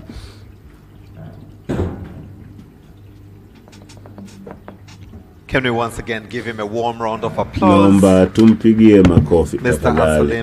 Mheshimiwa Secretary General and Coordinator Committee for the Coffee and Cocoa sector of Togo. Your Excellency, we are truly honored, very honored to have with us this morning on the 3rd G25 African Coffee Summit 2025 Honorable Temesgen Tirunen, the Deputy Prime Minister of Ethiopia. Kindly allow me now to bring him for the endorsement statement of the Dar es Salaam Declaration, and his statement will be followed by the country video, the statement by the United Republic of Tanzania, and we'll ask you to witness the signing of the Dar es Salaam Declaration, and then Honorable Hussein Bashe will invite you for your speech. But for now, distinguished delegates, ladies and gentlemen, let's put our hands together for the Deputy Prime Minister of Ethiopia as he comes for his endorsement statement. Karibu sana.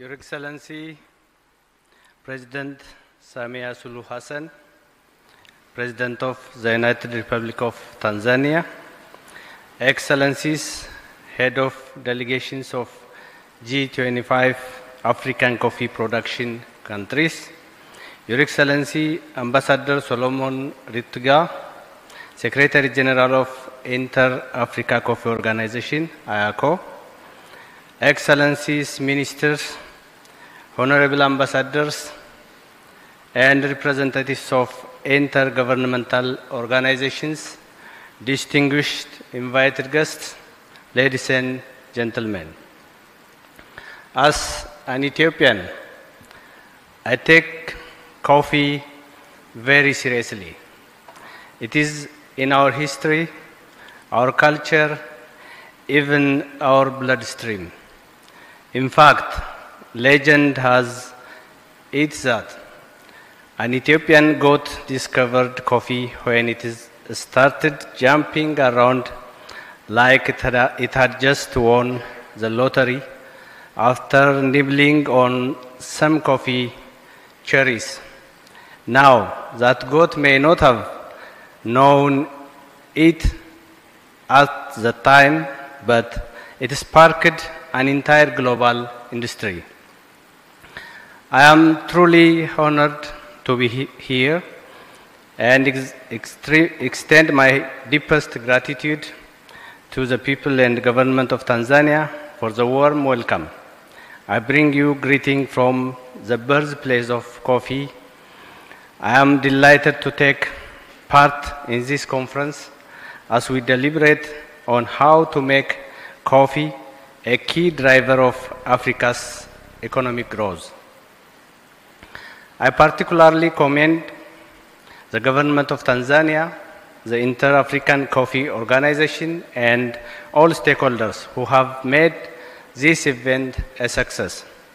For Ethiopia, this year's G25 African Coffee Summit is special for two reasons. First, we meet just after the 38th African Union Assembly, where our leaders committed more than ever before to realize Agenda 2063, our collective vision for a prosperous and self-reliant Africa. Second, this summit comes at a time when Ethiopian coffee is reaching new heights in global exports. It is a moment of opportunity.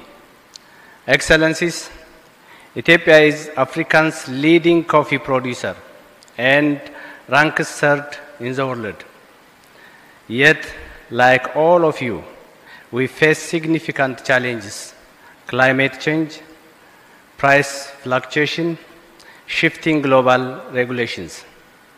The question before us is simple: how do we ensure African nations are the primary beneficiaries of African coffee? I am encouraged by the progress we have made. For the first time, coffee has been recognized as a strategic commodity in African Union Agenda 2063. We have also successfully established IACO as a specialized agency of the African Union, but this is just the beginning. Now we must focus on mobilizing resources for projects that enhance production, promote domestic consumption, and strengthen intra-African trade, particularly through IFCFTA.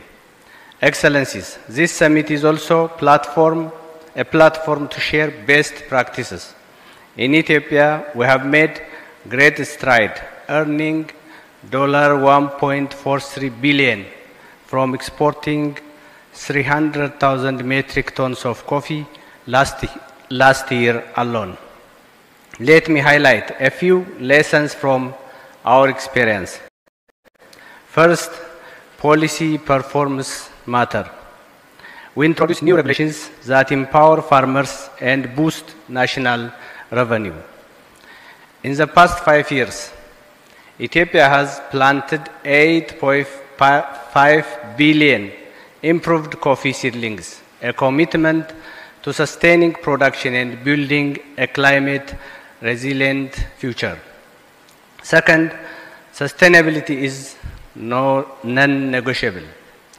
We are proud to maintain deforestation-free supply chain and implement sustainable forest management practices. These efforts are not just good for environment. These efforts are not just good for environment. They also strengthen Ethiopia's position in global markets, ensuring compliance with new regulations like the European Union's deforestation regulation and corporate sustainability due diligence directive. Third, partnerships drive success. Our work with international partners such as the Italian Agency for Development Cooperation, UNIDO, has de-risked investment in Ethiopia's coffee sector, allowing us to produce some of the finest coffee in the world. But perhaps one of the most overlooked advantages is our culture and coffee consumption. In Ethiopia, we drink half of what we produce, which not only fuels our mornings but also keeps our coffee sector competitive at home and abroad. Excellencies, the road ahead is clear. Africa must invest in the coffee industry. We must add value, create jobs, and expand our global market share.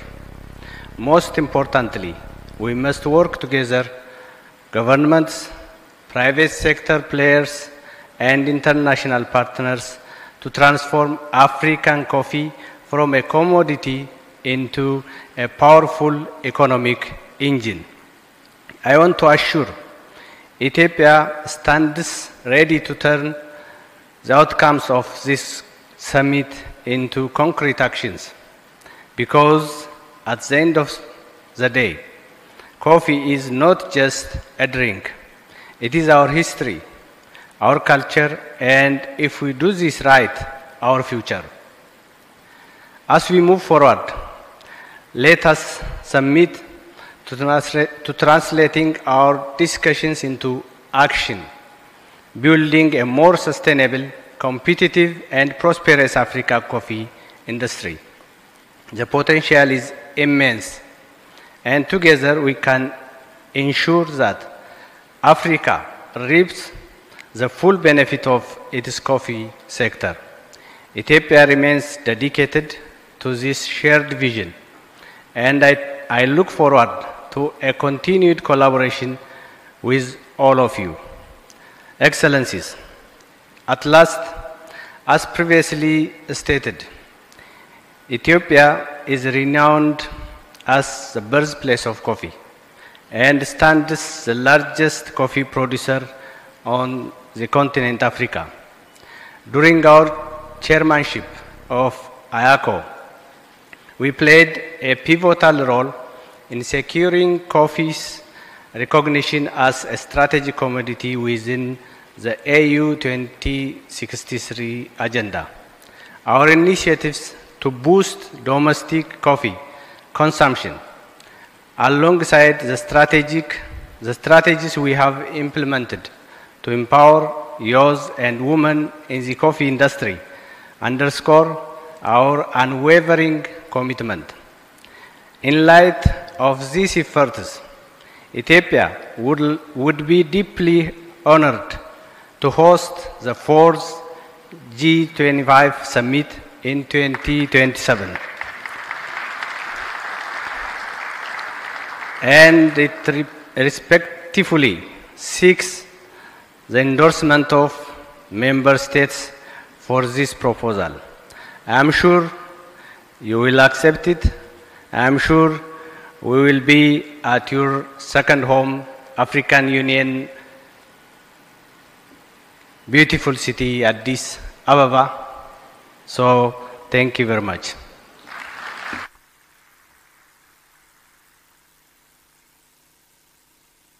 Thank you very much. Thank you very much. Hello? Thank you very much, Deputy Prime Minister, and I do hope that the countries have heard that call and that hopefully we can look forward to the 4th G25 Africa Coffee Summit in Ethiopia next year. And now, Your Excellency, ladies and gentlemen, before we receive the endorsement statement from the Minister of Agriculture, Tanzania, Honorable Hussein Mohamed Bashe, we would love for you to focus on the screen as we play a country video.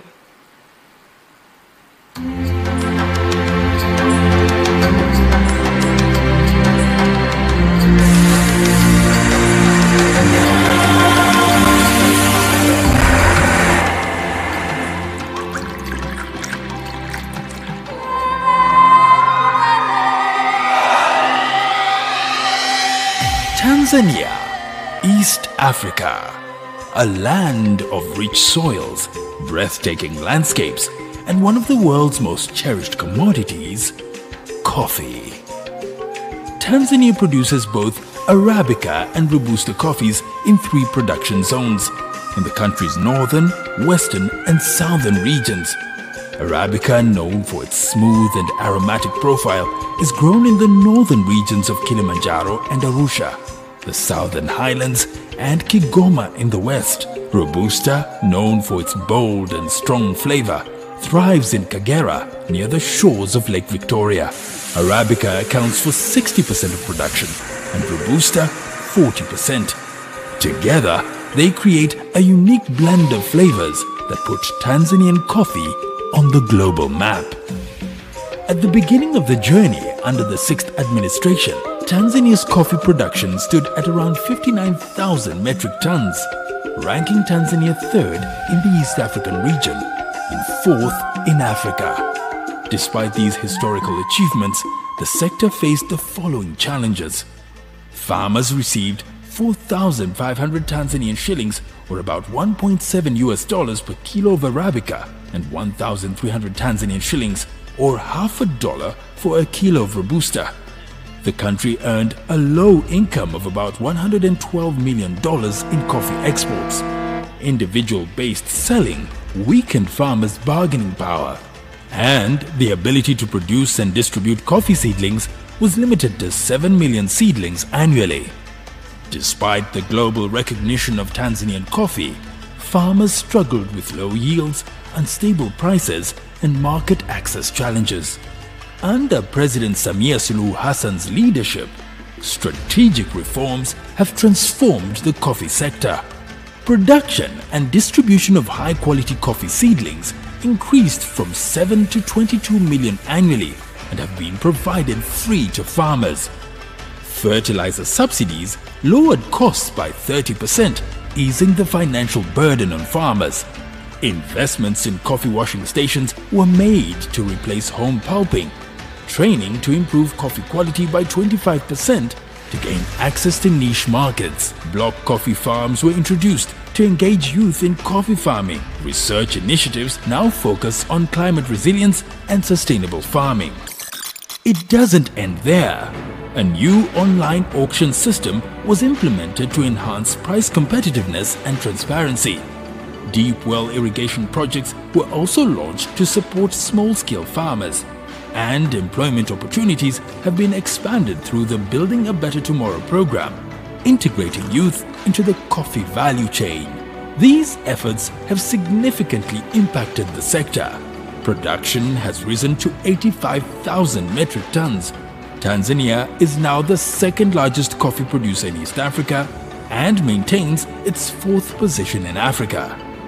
Export earnings doubled to about $235 million in 2023-2024. Farmers now earn $6 per kilo of Arabica and $4.5 per kilo of Robusta. And Tanzanian coffee continues to secure strong markets in the EU, Japan, the USA, Canada, and Africa.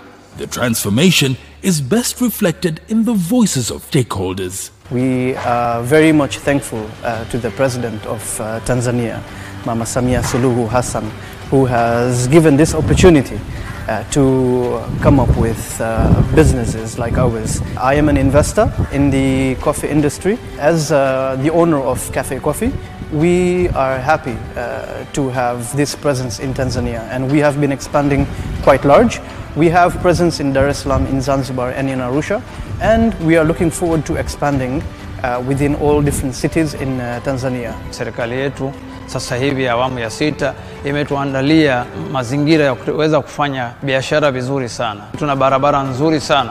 Kuna wakati tukiwa tunatoka Bukoba mkoa wa Kagera ambapo tuna kiwanda chetu kuja kufika Dar es Salaam kwa gari ilikuwa inabidi uzunguke kwenda Uganda, Kenya hadi Dar es Salaam kuja kufika hapa. Sasa hivi ni masaa machache unatoka Bukoba mpaka Dar es Salaam kwa gari na pia kwa ndege ambazo zinasafiri baina ya Bukoba na Dar es Salaam kwa kutengenezea na treni ambayo sasa hivi itafika hadi Mwanza hadi itakapopita kupita mkoa wa Kagera kwenda nchi jirani. Tuna diplomasia ya uchumi ambapo mimi mwenyewe kama mzalishaji wa kahawa nimeweza kwenda nchi mbalimbali kwenye maonyesho kutokana na diplomasia ya uchumi. Mabalozi wetu wametuhimiza na wanatukaribisha na tunakwenda kwenye maonyesho kwenye nchi hizi mbalimbali tukionyesha kahawa zetu na kupata wateja kutoka sehemu mbalimbali duniani. I just came back from Dubai, the World of Coffee, and the opportunity is huge. Tanzania is in the highlight, and we are now going to initiate the G25 in Dar es Salaam at NCHI, which is going to open a huge room for a lot of investors, for businesses, and especially to the youth in Tanzania. Looking ahead, Tanzania's coffee sector has ambitious goals. first to increase production to 300,000 metric tons by 2030. To boost coffee export earnings to $1 billion. The government also plans to expand value-added coffee processing to 15% of total production. And it also plans to strengthen Tanzania's position in international markets by meeting EU regulations and global quality standards. From plantation to cup, every sip of Tanzanian coffee tells a story of resilience, growth, and opportunity. Whether you're a farmer, processor, exporter, or consumer, you are part of this journey. The future of Tanzanian coffee is bright, and there's ample room for all to grow, invest, and savor its unmatched quality. Let's work together to revitalize the African coffee industry and create meaningful employment for our youth.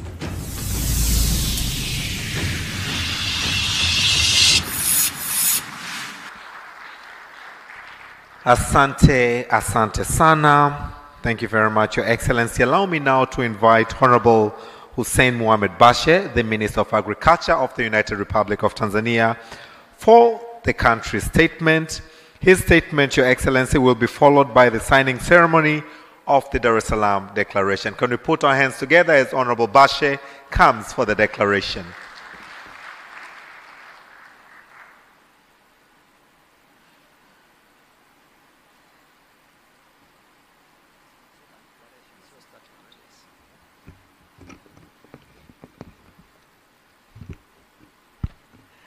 Your Excellency, the President of the United Republic of Tanzania, Dr. Samia Suluhu Hassan, Your Excellency, the Deputy Prime Minister of the Republic of Ethiopia, my colleagues, Ministers of Agriculture from G25 and the government representative, I will not have a statement. Tanzania endorses the declaration. That will be my short statement. I'm here just to read the third G25 African Coffee Summit. Your Excellency, in brief, yesterday we had a long discussion among African G25 countries, and we had come up with our declaration, which I will read in front of you, and that will be signed. And after that, I will invite you for the closing of the summit. Dar es Salaam Declaration, third G25 African Coffee Summit, 21st to 22nd February 2025, held in Dar es Salaam, United Republic of Tanzania. We, the heads of the state and government of the 25 African coffee producing countries, convened for the third edition of the G25 African Coffee Summit in Dar es Salaam, Tanzania, on 22nd of February 2025, under the theme Unlocking Employment Opportunity for Youth through Regeneration of the African Coffee Industry. Concerned that while 50% of African countries produce coffee, its global share in production and productivity and revenue has been declining for the last decades. Mindful that 90% of African coffee is exported in raw form due to lack of adequate processing and roasting plants on the continent. Considering that Africa, with a total population of 1.5 billion, has the youngest population in the world, about 70% below the age of 30, with a high level of unemployment. Recognizing that there is an urgent need to unlock employment opportunity for the youth and women, and noting the imminent threat of climate change on coffee and the urgency to support research on varieties resilient to harsher climate conditions, pests and diseases.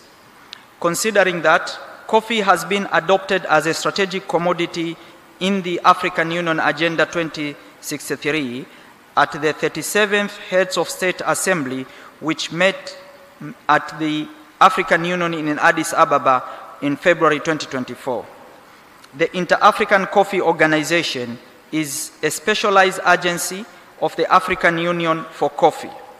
and the African Continental Free Trade Agreement established in 2018 provides an instrument to trade between African countries without tariff to boost sustainable economic growth on the continent. Agreed to: 1. Support research in coffee value addition to enable innovation and development of new products, generate new technologies on best agronomic practice, development of new varieties with high yield, best quality, resilient to harsher climatic conditions, pests and diseases. 2. Support investment in value addition of coffee and its product and promote domestic coffee consumption. Have at least 50% of African coffee production roasted and traded inside the continent by 2035. Innovate and adopt new technology tools in the coffee value chain. Request that the African Union represent the Inter-African Coffee Organization in negotiation with the European Union in connection with the change of EU regulatory framework such as the EUDR and any other changes in the European regulation. Meaning, EU and any other organization globally should not make a decision on coffee without involving the African Union and the African continent. IACO member countries facilitate the establishment of centers of excellency for coffee and an African Center for Coffee Research. African governments support initiatives to increase domestic coffee consumption, and African governments empower their nationals to go into public-private partnership to invest in coffee value addition locally. We undertake to organize the G25 African Coffee Summit every 2 years. The 4th G25 African Coffee Summit will be organized in 2027 in Ethiopia, Addis Ababa. Endorsed in Dar es Salaam, this 22nd day of February 2025. I thank you all.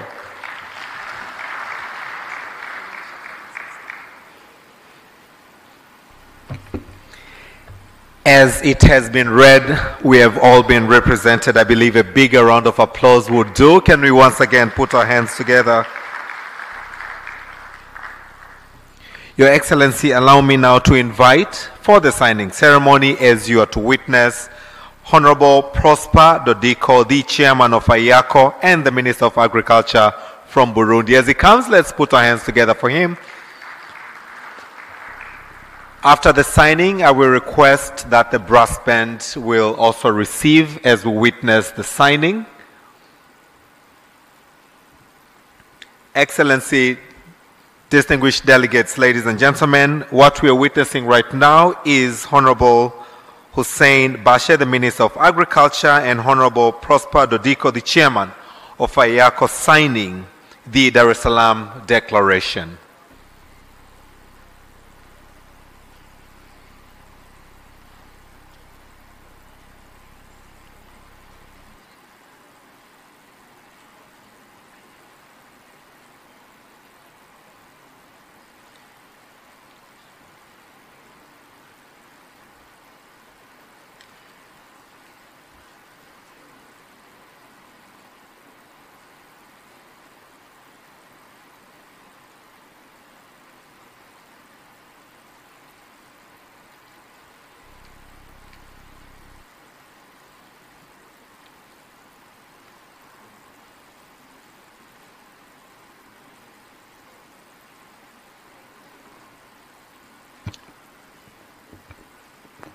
The clauses of the declaration were just read by Honorable Bashe.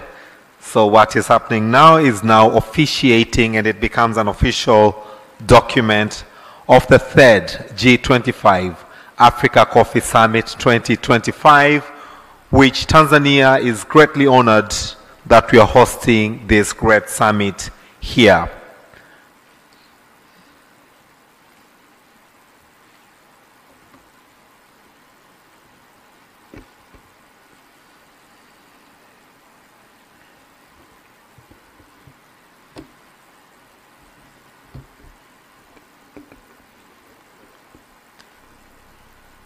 Can we all please put our hands together?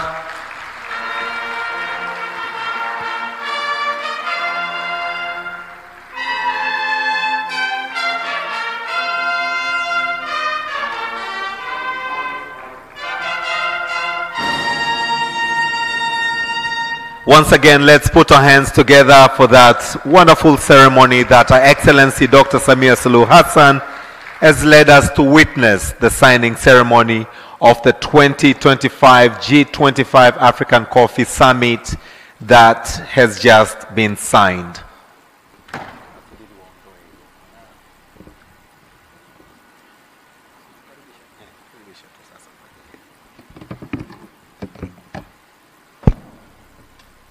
Your Excellency, the President of United Republic of Tanzania, without wasting much of your time, we thank you very much for the participation of this event. And let me take this opportunity now to welcome you. Karibu mama ili uweze kuongea na sisi. Asante sana.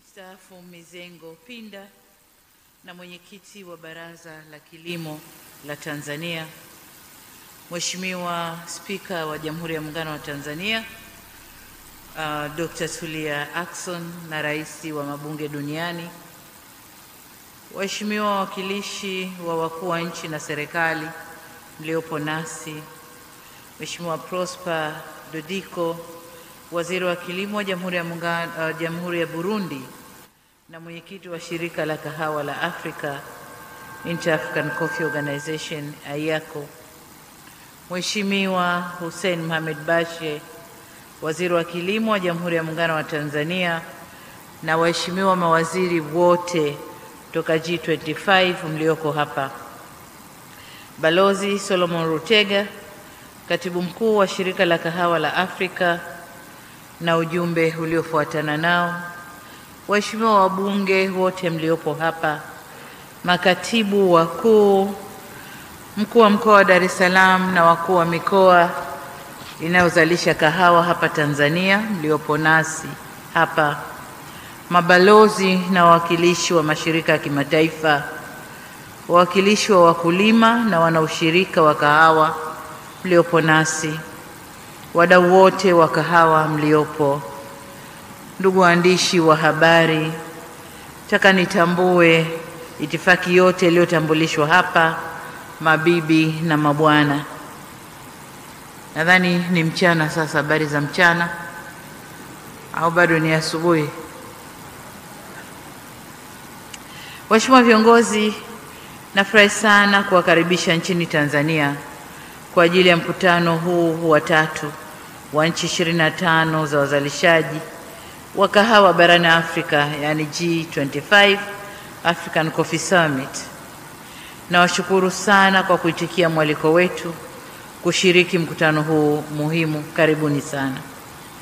Kwa namna ya pekee niwashukuru mawaziri kutoka G25 waliokutana jana na kuwa na mjadala mrefu na hatimaye kuja na declaration na azimio la Dar es Salaam kuhusu zao la kahawa. Tunawashukuru sana.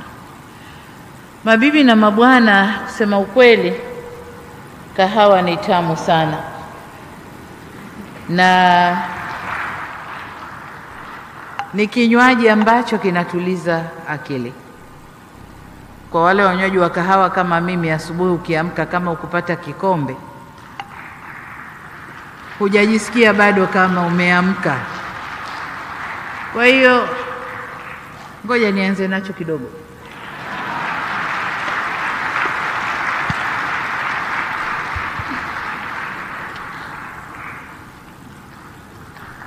Sasa akili imekaa sawa.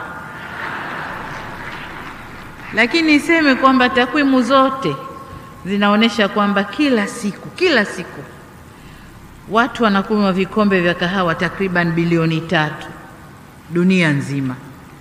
Na tunaposema vikombe, kuna vile vikombe kama hiki ambacho nimetumia hapa, kuna kikombe cha kawaida tunachokijua, lakini kwa sisi tuliofundishwa kahawa udogoni tulifundishwa kwenye vikombe vidogo vile vya kahawa. Kwa hiyo vote ni vikombe bilioni 3 kwa siku duniani. Kati ya vikombe hivyo vipo vikombe vyenye kahawa nzuri inayozalishwa na wakulima wa Afrika, wengi wao wakiwa ni wakulima wadogo. Kwa heshima ya wakulima wa kahawa barani Afrika, naomba tusimame na tuwapigie makofi.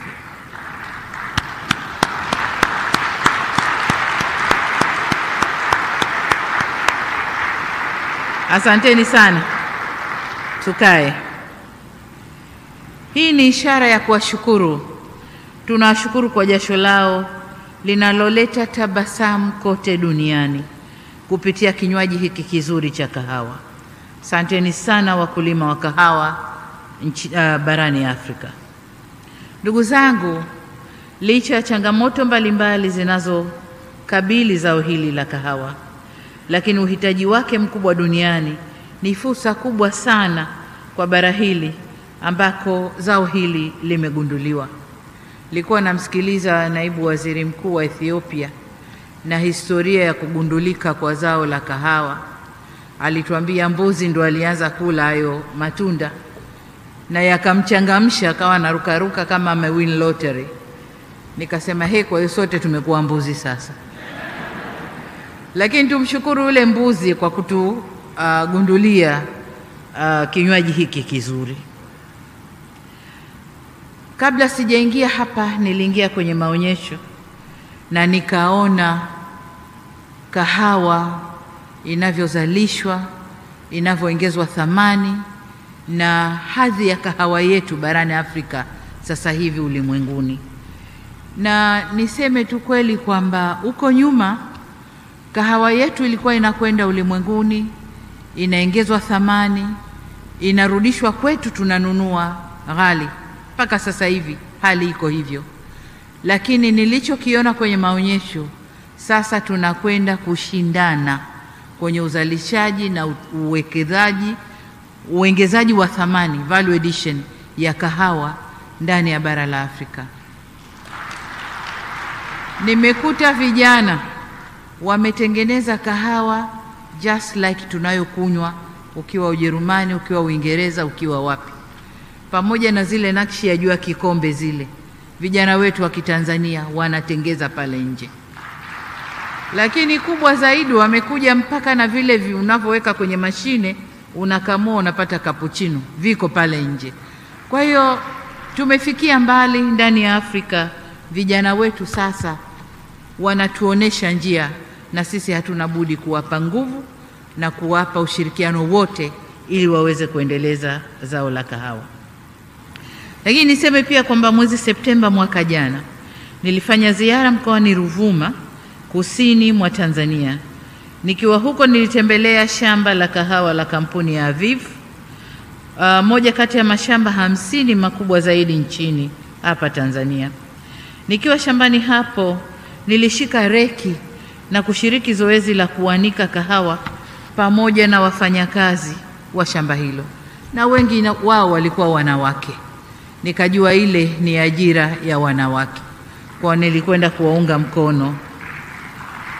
Aidha, nilijionea mwenyewe jinsi uongezaji wa thamani unavyoweza kutoa fursa za ajira kwa vijana na wanawake wengi. Aviv walivutiwa na mazingira mazuri ya uwekezaji nchini hapa kwetu Tanzania, na sasa wanalima na kuongeza thamani zaidi ya tani 2000 za kahawa ya Arabica, na wanaajiri watu zaidi ya 4000 ikiwemo ajira za msimu ule wakati wa kupanda na wakati wa kuvuna. Shamba hilo ni mfano mmoja tu kati ya mengi kwenye bara letu la Afrika wa namna uongezaji wa thamani unavyoweza kuongeza fursa za ajira kwa wanawake na vijana. Ni kwa msingi huo ninafurahi sana Tanzania kwa nchi mwenyeji wa mkutano huu wenye kauli mbiu isemayo fungua fursa za ajira kwa vijana kupitia uimarishaji wa tasnia ya kahawa barani Afrika. Lakini nilipokuwa kwenye maonyesho pia nilifika kwenye banda la mkoa wa Mara, mkuu wa mkoa na Kagera. Ni Kagera, mkuu wa mkoa yuko hapa. Na katika banda lile nimekuta program ya vijana. Tanzania tuna mradi mkubwa tunaita BBT, Build Better Tomorrow for Youth. Kwa hiyo nimekuta program kubwa ya mkuu wa mkoa, ametengeneza ardhi ya kutosha, amewapa vijana 300 kila kijana eka moja, anawapa seedlings, anawapa mbolea, amechimba visima kwa ajili ya irrigation, amewapa kila kitu. Kwa kazi ya vijana wale ni kupanda, kulea miche, kupalilia na kuja kuvuna baadaye na kufaidi matunda yale. Hii ndiyo njia ya kuwashirikisha vijana kwenye zao la kahawa. Sasa tuko tayari kufundisha nchi nyingine mpango huu wa BBT ili vijana wengi zaidi wa Kiafrika waweze kuingia kwenye uzalishaji wa zao la kahawa. Na kwa Tanzania hatuko tu kwenye kahawa, tuko kwenye mahindi, tuko kwenye sunflower, tuko kwenye asali, honey, tuko kwenye fisheries, kote na tuko kwenye livestock. Kote BBT inafanya kazi kwa vijana. Sasa niwapongeze wote waliofanya maandalizi ya mkutano huu. Niwapongeze pia waheshimiwa mawaziri wa kilimo kutoka nchi wanachama wa IACO na secretariat ya IACO kwa kazi mnayoendelea kuifanya katika kuchochea maendeleo ya sekta ya kahawa katika nchi zetu. Waheshimiwa viongozi, pamoja na jitihada tunazozifanya kuinua sekta hii, bado kama walivyosema mawaziri mbalimbali na naibu waziri mkuu wa Ethiopia, sekta hii bado inakabiliwa na changamoto ambazo baadhi zimekwisha tajwa na wazungumzaji walionitangulia. Mimi nitajielekeza kwenye zile ninazozichukulia kama changamoto za kimkakati, kisha nitaeleza ni nini mkutano huu unaweza kufanya kuimarisha tasnia ya kahawa. Kwanza, Afrika imepoteza hadhi yake kwenye sekta ya kahawa duniani. Katika miaka ya 1960, uzalishaji wa kahawa kwa Afrika ulifikia wastani wa 25% ya uzalishaji wa kahawa duniani. Share of production for Africa was 25% of the total coffee production in the world. Hivi sasa uzalishaji wetu umeshuka hadi kufikia 11% ya kahawa yote inayozalishwa duniani. Tumeshuka licha ya soko la kahawa yote inayozalishwa duniani. Tumeshuka licha ya soko la kahawa duniani kuendelea kukua na nchi mbalimbali kuendelea kuongeza uzalishaji kwa kasi zaidi. Manufaa na fursa tunazopata ukilinganisha na maeneo mengine pia yameshuka. Hakika tunahitaji kuongeza uzalishaji na kurejesha nafasi tuliyokuwa nayo huko nyuma katika biashara ya kahawa duniani. Lakini moja katika sababu iliyosababisha tushushe uzalishaji Afrika imetajwa na wasemaji wengi kwenye endorsement statements zao kwamba ni kupanda na kushuka, fluctuation ya bei ya kahawa yenyewe. Tulifika pahali wakulima wetu hasa hapa Tanzania walikata tamaa kabisa kulima kahawa, wakatoa mikahawa shambani na wakaweka mazao mengine. Lakini kama mlivyoona kwenye documentary, hatua mbalimbali zimechukuliwa na sasa tumerudisha wakulima kwenye zao la kahawa na bei kama mlivyoona zimeweza kupanda na sasa kuna furaha kubwa kwa wazalishaji wa kahawa. Changamoto ya pili ni kahawa kutoongezwa thamani barani Afrika. Tunalima, tunaiuza raw. Inakokwenda huko inaongezwa thamani, halafu tunarudishiwa very well packed, tunanunua kwa bei kubwa. Sasa hili nalo ndio la kufanyia kazi sasa hivi.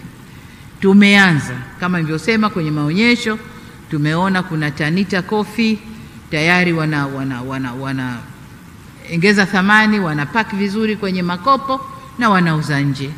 Kuna Cafe Coffee wanatengeneza vizuri, wanauza nje.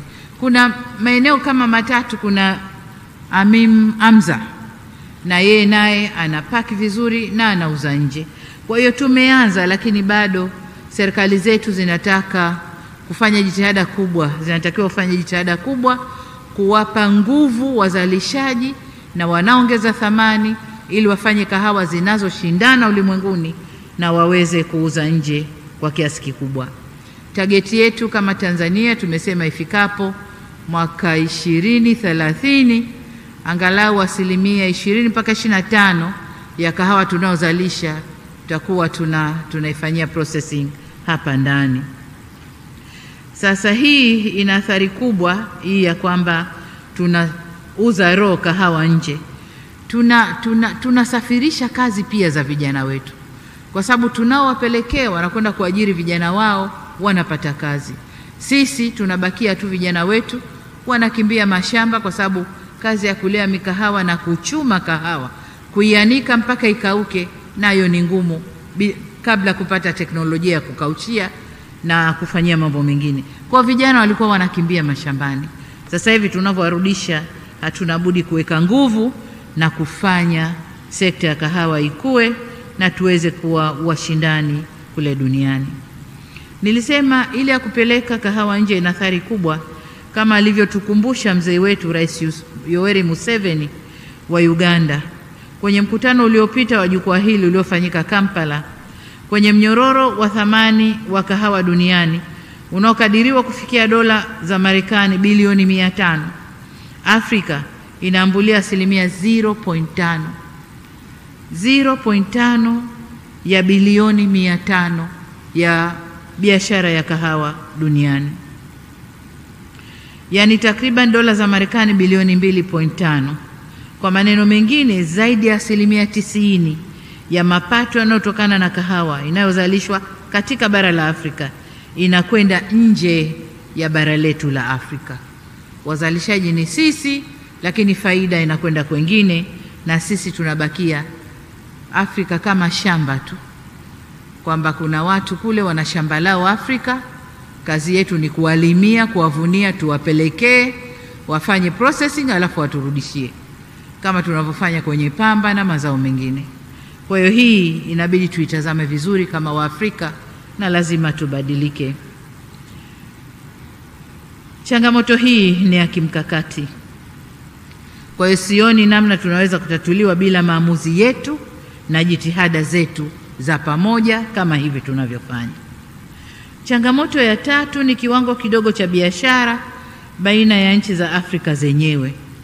Licha ya kundi letu hili kuwa wazalishaji wakubwa wa kahawa na zaidi ya 90% ya kahawa hiyo kusafirishwa nje ya Afrika, ukweli pia ni kuwa zipo nchi kadhaa barani Afrika ambazo ni waagizaji wakubwa wa kahawa ndani ya Afrika yetu, lakini trading haifanywi kati ya nchi zetu za Kiafrika.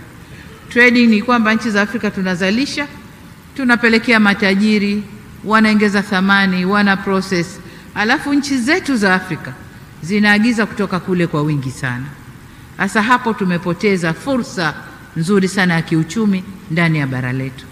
Ni vyema tukakaa na kufikiria jinsi ya kuzalisha kahawa, kuiongezea thamani na tukauziana baina yetu. Sasa hapa kama Waafrika, lile azimio letu la biashara huru kwa Afrika, hapa lazima tusimame vizuri, tulifanyie kazi na tuweze kuuziana wenyewe ndani ya bara la Afrika. Nchi za Afrika zinazoagiza kahawa yao kutoka nchi za nje au nje ya bara la Afrika takriban magunia milioni 12.3, sawa na 12% ya kahawa yote iliyoongezewa thamani duniani. Hivyo ni dhahiri kuwa pamoja na soko la kahawa duniani naloendelea kukua, pia lipo soko zuri la kahawa iliyosindikwa katika bara letu la Afrika, ambao tunaweza tukalitumia na tukafanyia na biashara. Waheshimiwa viongozi, licha ya changamoto hizo, faraja ninayoipata ni kwamba tayari tumeanza kupiga hatua katika kukabiliana nazo. Moja, tumeanzisha jukwaa hili la wakuu wa nchi kuangazia uendelezaji wa tasnia ya kahawa, hususan katika kipindi hiki ambacho zao hili linakabiliwa na athari za mabadiliko ya tabia nchi. Pili, tumefanikiwa kuingiza zao la kahawa kwenye mazao ya kimkakati ya Umoja wa Afrika. Hizi ni hatua muhimu katika kuanza kurejesha hadhi ya Afrika kwenye tasnia ya kahawa, na huu ni mwanzo tu. Tuna mengi ya kufanya ili kweli kurudisha hadhi yetu katika uzalishaji wa zao la kahawa. Sasa katika kuendelea kukabiliana na changamoto nyinginezo, tunahitaji dira na mkakati ya kurejesha hadhi ya zao la kahawa barani Afrika.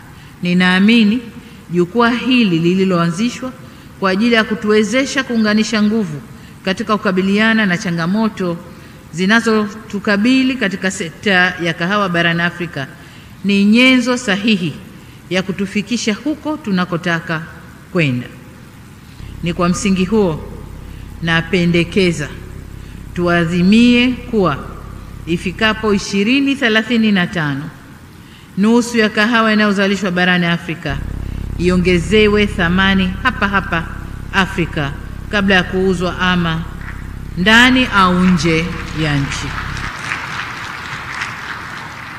Pamoja na kwamba declaration imeshasainiwa, lakini hii nadhani itapata nafasi kwenye hiyo declaration. Kwa nini ninasema hivi? Nasema hivi kwa sababu takwimu zinatuonesha kuwa manufaa zaidi ya zao hili yapo kwenye mnyororo wa thamani mzima kuliko uzalishaji. Kwenye uzalishaji pesa ni ndogo sana. Nilikuwa nazungumza na kijana wangu wa Cafe Coffee, akaniambia mahesabu yake. Anaponunua kuzalisha, kununua na kuanza processing, gharama yake inakwenda kama $5 kabla hajaanza processing. Anapofanya processing na kupaki vizuri kwenda kuuza, pack moja ya kama nusu kilo anakwenda kuuza kwa 60,000 shillings, ambao ni mara mbili sijui ya fedha gharama ya kwanza ile ambayo inakwenda kwa mkulima. Yeye ame add value, ame process, ameweka packing, anauza mara mbili ya gharama ya mkulima aliyetoka jasho kulima, kupalilia, kumaintain shamba, kuvuna, kukausha mpaka akamuuzia yeye. Yeye anapata mara mbili zaidi. Na vivyo hivyo wenzetu ndio wanavyopata zaidi kuliko sisi tunaolima. Kwa hiyo faida hiyo gap lazima ibakie hapa Afrika. Lakini pamoja na uzalishaji wa kahawa, pamoja na kahawa iliyosindikwa, kuna bidhaa nyingine ambazo zinatokana na zao hili. Na nilipokuwa kwenye maonyesho pale, nimeona kwa mara ya kwanza Aviv wamechukua maganda ya kahawa, wameya process, na sasa sijui wanaita, kuna jina wanaita Kasmara tea kama hivi, na wanasema hiyo chai inapendwa sana huko nje. Kwa hiyo badala ya ile tulivyokuwa tukifanya maganda ya kahawa, tukisha kuvuna tunabangua, tuna process, tunauza mbegu za kahawa au zile ya mbegu za kahawa, alafu maganda tunayatupa, yanaoza, yanakuwa mbolea shambani. Sasa hivi maganda yale yale yanakuwa processed, yanakuwa byproduct nyingine ndani ya zao la kahawa. Kwa hiyo tuna kazi na tuna faida kubwa tutakapoweza kuongeza thamani vizuri kwenye zao la kahawa. Lakini tunaweza kupata pia mbolea kwa yale mabaki yatakayobaki baada ya kutoa hilo zao la chai. Lakini pia kahawa ni vipodozi. Sasa hivi ukiangalia mitandao, kila mrembo au kila mwenye kampuni ya urembo Zao la kwanza kahawa, la pili asali, la tatu maziwa. Wanasema changanya paka usoni, sugua mwilini, utakuwa nyororo. Kwa hiyo kahawa ni kipodozi pia. Ni kipodozi pia. Lakini wengine waliofanya research zaidi wanazalisha mpaka dawa za wadudu kutokana na mabaki ya kahawa. Pia tunaweza kupata bidhaa kama vile dawa za mbu kutokana na mabaki ya kahawa, karatasi na penseli, nikitaja kwa uchache. Pencils hizi zina wataalamu wanatengeneza kutokana na mabaki ya kahawa. Kwa tukiweza kufanya yote hayo ndani ya bara la Afrika, tutakuwa tumepiga hatua kubwa sana na tutakuwa tumefaidi na zao letu la kahawa. Kwa hiyo kuendelea kusafirisha kahawa ghafi ni kuendelea kusafirisha ajira za vijana wetu ambazo tunazihitaji sana ndani ya bara letu. Lakini pia ni kujikosesha mapato zaidi ambayo tunahitaji kwa maendeleo ya nchi zetu. Zaidi ya hapo ni kuendelea kumfanya mkulima baki kwenye ombwe la kukosa soko la uhakika. Na hii ni moja kati ya changamoto iliyozungumzwa hapa. Kwa nazungumza na waziri wa Burundi, na sasa sisi tunazalisha lakini hatuna soko la uhakika. Kahawa yetu inakuja inanunuliwa na middleman, yeye ndio anakwenda kuuza, anapata faida. Mkulima anapata pesa ndogo sana. Hili ni eneo jingine. Mnaweza mkafanya ushirika Burundi na Tanzania, ukaleta. Ni vyema secretariat yako iweke utaratibu wa kuandaa ripoti ya utekelezaji, progress report, wa makubaliano tutakaoyafikia hapa Dar es Salaam. Lakini si tu ya Dar es Salaam, ya Uganda. Mwaka jana au mwaka juzi au mwaka jana tumekubaliana nini na tumetekeleza nini? Azimio la Dar es Salaam, kuna number of agreements zimefikiwa hapa. Tutakapo kwenda Ethiopia 2027, lakini kabla Ethiopia kuwe na progress reports zinatoka, tunakwendaje, tunafikiaje. Hivyo ndio tutaweza kutekeleza vizuri maazimio tunayoyafikia. Vinginevyo yatakuwa ni maazimio na maazimio na pale kwenye makabati yetu hayana utekelezaji. Kwa hiyo niombe sana secretariat ichangamke kwenye reporting, lakini evaluation and monitoring pia ya yale tuliyokubaliana. Ndugu viongozi, ni wazi kwa uwepo wa soko la uhakika utarahisisha kazi ya kuchochea uzalishaji zaidi wa kahawa. Ni muhimu yako iwe mstari wa mbele katika kufanya tafiti na kubadilishana uzoefu katika kukabili changamoto zinazoathiri uzalishaji. Kwa upande wetu serikali ya Tanzania, sisi tunalenga kuongeza uzalishaji, kuongeza ubora na kuhakikisha kahawa yetu inaweza kushindana katika soko la kimataifa. Miongoni mwa mikakati yetu ni pamoja na kuwezesha wakulima wadogo kupata mbegu bora za miche ya kahawa na kuhimiza uboreshaji wa mashamba ya zamani. Amesema hapa mmoja, nadhani Ethiopia, kwamba moja kati ya changamoto ya Afrika ulimaji wa kahawa uko kwa wale watu wenye umri mkubwa, wazee, aging farmers ndio wanashughulikia kahawa. Sasa hatuwezi kuendeleza ili soko ili zao kama tawaachia wazee kuendelea na hiyo. Lakini jingine ni utoaji wa ruzuku ya mbolea kwa wakulima wa kahawa, kuwezesha utafiti wa kahawa ili kupata suluhu za kukabiliana na changamoto kama vile magonjwa ya kahawa na mabadiliko ya tabia nchi. A big issue, climate change. Lazima researchers wetu waje na mbegu ambazo zinakwenda kustahamili, zinakuwa na resiliency na mabadiliko ya tabia nchi.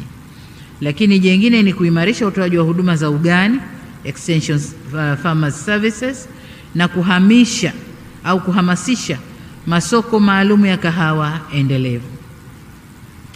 Ili tuweze kufanya yote haya, tuliongeza bajeti ya Wizara ya Kilimo mara 3 kutoka dola milioni 107.9 mwaka 2021 na sasa tuko kwenye milioni 473.3 mwaka huu uliokwisha wa 2024. Probably budget ya mwakani tunakwenda kuongeza pia budget kwenye sekta ya kilimo. Na hii yote ni kuonesha kwamba kweli kilimo ndio inashikilia uchumi wa nchi yetu, sababu ni mazao tofauti tofauti. Tuna kahawa, tuna pamba, tuna korosho, tuna mpunga, tuna mahindi. And nowadays in Tanzania we don't have cash crops na food crops, zote ni cash crops. Paka mpunga sasa Tanzania ni cash crop. Mahindi ni cash crop. Mbaazi, guinea peas ni cash crop. Na tunapata bei nzuri kwa wakulima wetu. Waheshimiwa, safari ya kahawa ilianza barani Afrika, lakini tunaamini safari hiyo haijafika mwisho. Nasi tuliopo hapa tuna mchango wa kutoa kwenye safari hiyo. Kama ilivyosemwa vyema kwenye endorsement statements za nchi zilizozungumza hapa, ambazo ni tulianza na Kenya, alafu tukaenda Uganda, Rwanda, Togo na Ethiopia. Ni statement za maraisi wao ambazo wamezisoma na zimeendorse vizuri declaration. Hasa kuimarika kwa tasnia hii kutaleta mageuzi makubwa kwenye mnyororo wa thamani wa kahawa barani Afrika, kutavutia vijana wengi zaidi kwenye fursa za kahawa na kutakuza utamaduni wa kahawa barani Afrika ambao unajumuisha matumizi ya kahawa iliyosindikwa barani Afrika. Nilikuwa nasikia wasemaji wanasema tuhamasishe unywaji wa kahawa. Tuhamasishe unywaji wa kahawa. Mimi nataka kusema tukizalisha kahawa, tukiprocess vizuri, ikaleta harufu na ladha, watu watavutika tukunywa kahawa. Watavutika wenyewe tukunywa kahawa. Huwezi kumlazimisha mtu wewe acha maziwa kunywa kahawa au weka maziwa na kahawa. Atavutika tu, whether anataka chungwa, anataka ya maziwa, lakini kama ipo itanywewa. Kama ipo itanywewa. Mfano mdogo ni kwamba bara la Afrika hili madawa ya kulevya haikuwa kazi yetu, wala haikuwa utamaduni wetu kabisa kabisa. Tulikuwa tuna madawa yetu ya asili huko, mirungi, sijui nini, kungumanga, hayo ya asili huko. Lakini walipotupenyezea maheroin na makokeni, watoto wetu wametumia. Sasa as long as supply ipo, basi demand itakuwepo. Kwa na sisi kama tutazalisha kahawa na tutaifanya iwe nzuri, basi demand ya ndani itakuwepo. Kwa tuongezeni jitihada kwenye uzalishaji na kufanya liwe zao zuri na zao la kuvutia. Na hivyo ni matumaini yangu kwa mkutano huu utaunga mkono lengo la kuhakikisha tunaongeza thamani kwenye 50% ya kahawa yetu na kuitaka yako kufanya utafiti na tathmini katika zao hilo. Kwa pamoja tunaweza kuboresha maisha ya wazalishaji wa kahawa na familia zao, kufungua fursa kwa vijana wetu au vijana wengi. Na nataka niwaambie hapa, huko nyuma tulipokuwa tunazalisha kahawa angalau kwa hiyo 25%, wengi tuliomo humu ndani tumekwenda shule kwa fedha ya kahawa. Wengi wetu humu ndani tulikwenda shule kwa fedha ya kahawa. Kahawa ilivyoshuka bei na ikakosa thamani, tukashifti kwenye mazao mengine.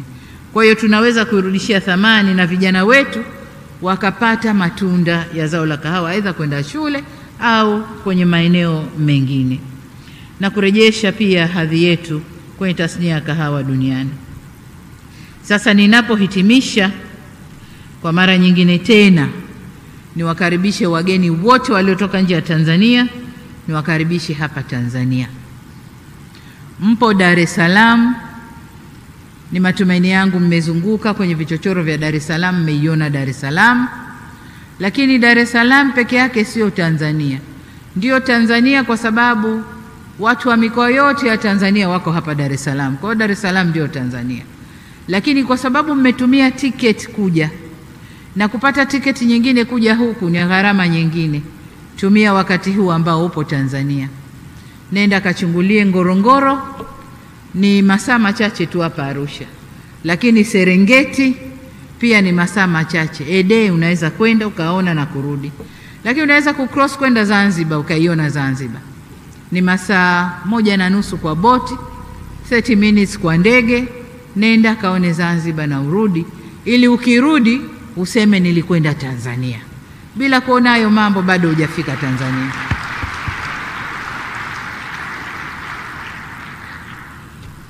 Sasa baada ya kusema hayo, niseme kwamba mkutano huu wa summit wa zao la kahawa kwa nchi 25 za Afrika sasa umefungwa rasmi, lakini niwatakie pia mkutano mwema. Nimeambiwa mikutano inaendelea, private sector inaendelea, lakini na wale researchers and scientists wanaendelea. Kwa hiyo niwatakie mikutano mema ya private sector na ule mkutano wa scientists kwenye zao la kahawa, niwatakie na nyinyi majadiliano mema.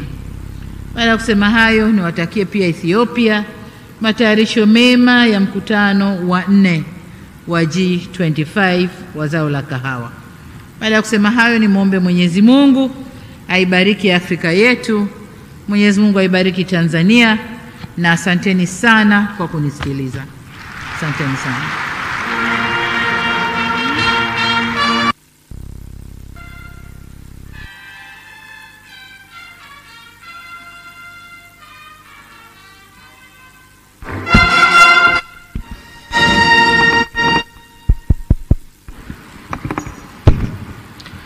Ladies and gentlemen, another round of applause as Our Excellency exits the hall. Brass band, naomba mtuongoze sasa kumsindikiza mgeni wetu rasmi. Let's put our hands together for Our Excellency Dr. Samia Suluhu Hassan.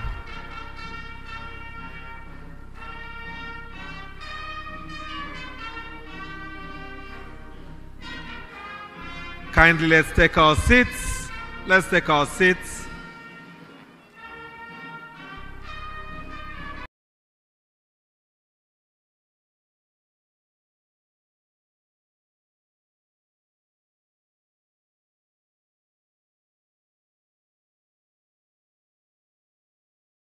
Data Flow inakuletea uhuru wa kukamilisha chochote na internet ya uhakika. Kuwa hewani muda wote, popote ulipo, utakuwa na internet ya uhakika. Ni salama na huunganisha kwa haraka. Ina nguvu hata sehemu zenye msongamano. Pata data mtelezo yenye kasi kwa gharama nafuu. Wasiliana nasi. Tembelea tovuti yetu www.dataflow.co.tz.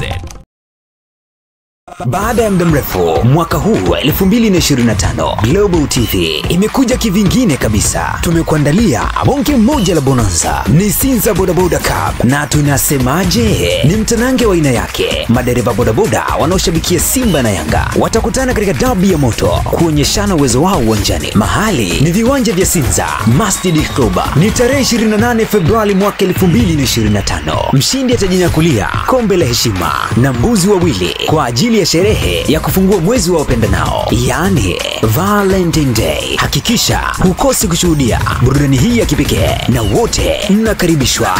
Usikubali kusimuliwa, kuwa sehemu ya historia. Njoo ujionee mwenyewe. Je, unataka kuwa mdhamini wa tukio hili la kihistoria? Bas, wasiliana nasi sasa kupitia nambari za simu 0625 23 73 12. Imedhaminiwa na Ruo Hata.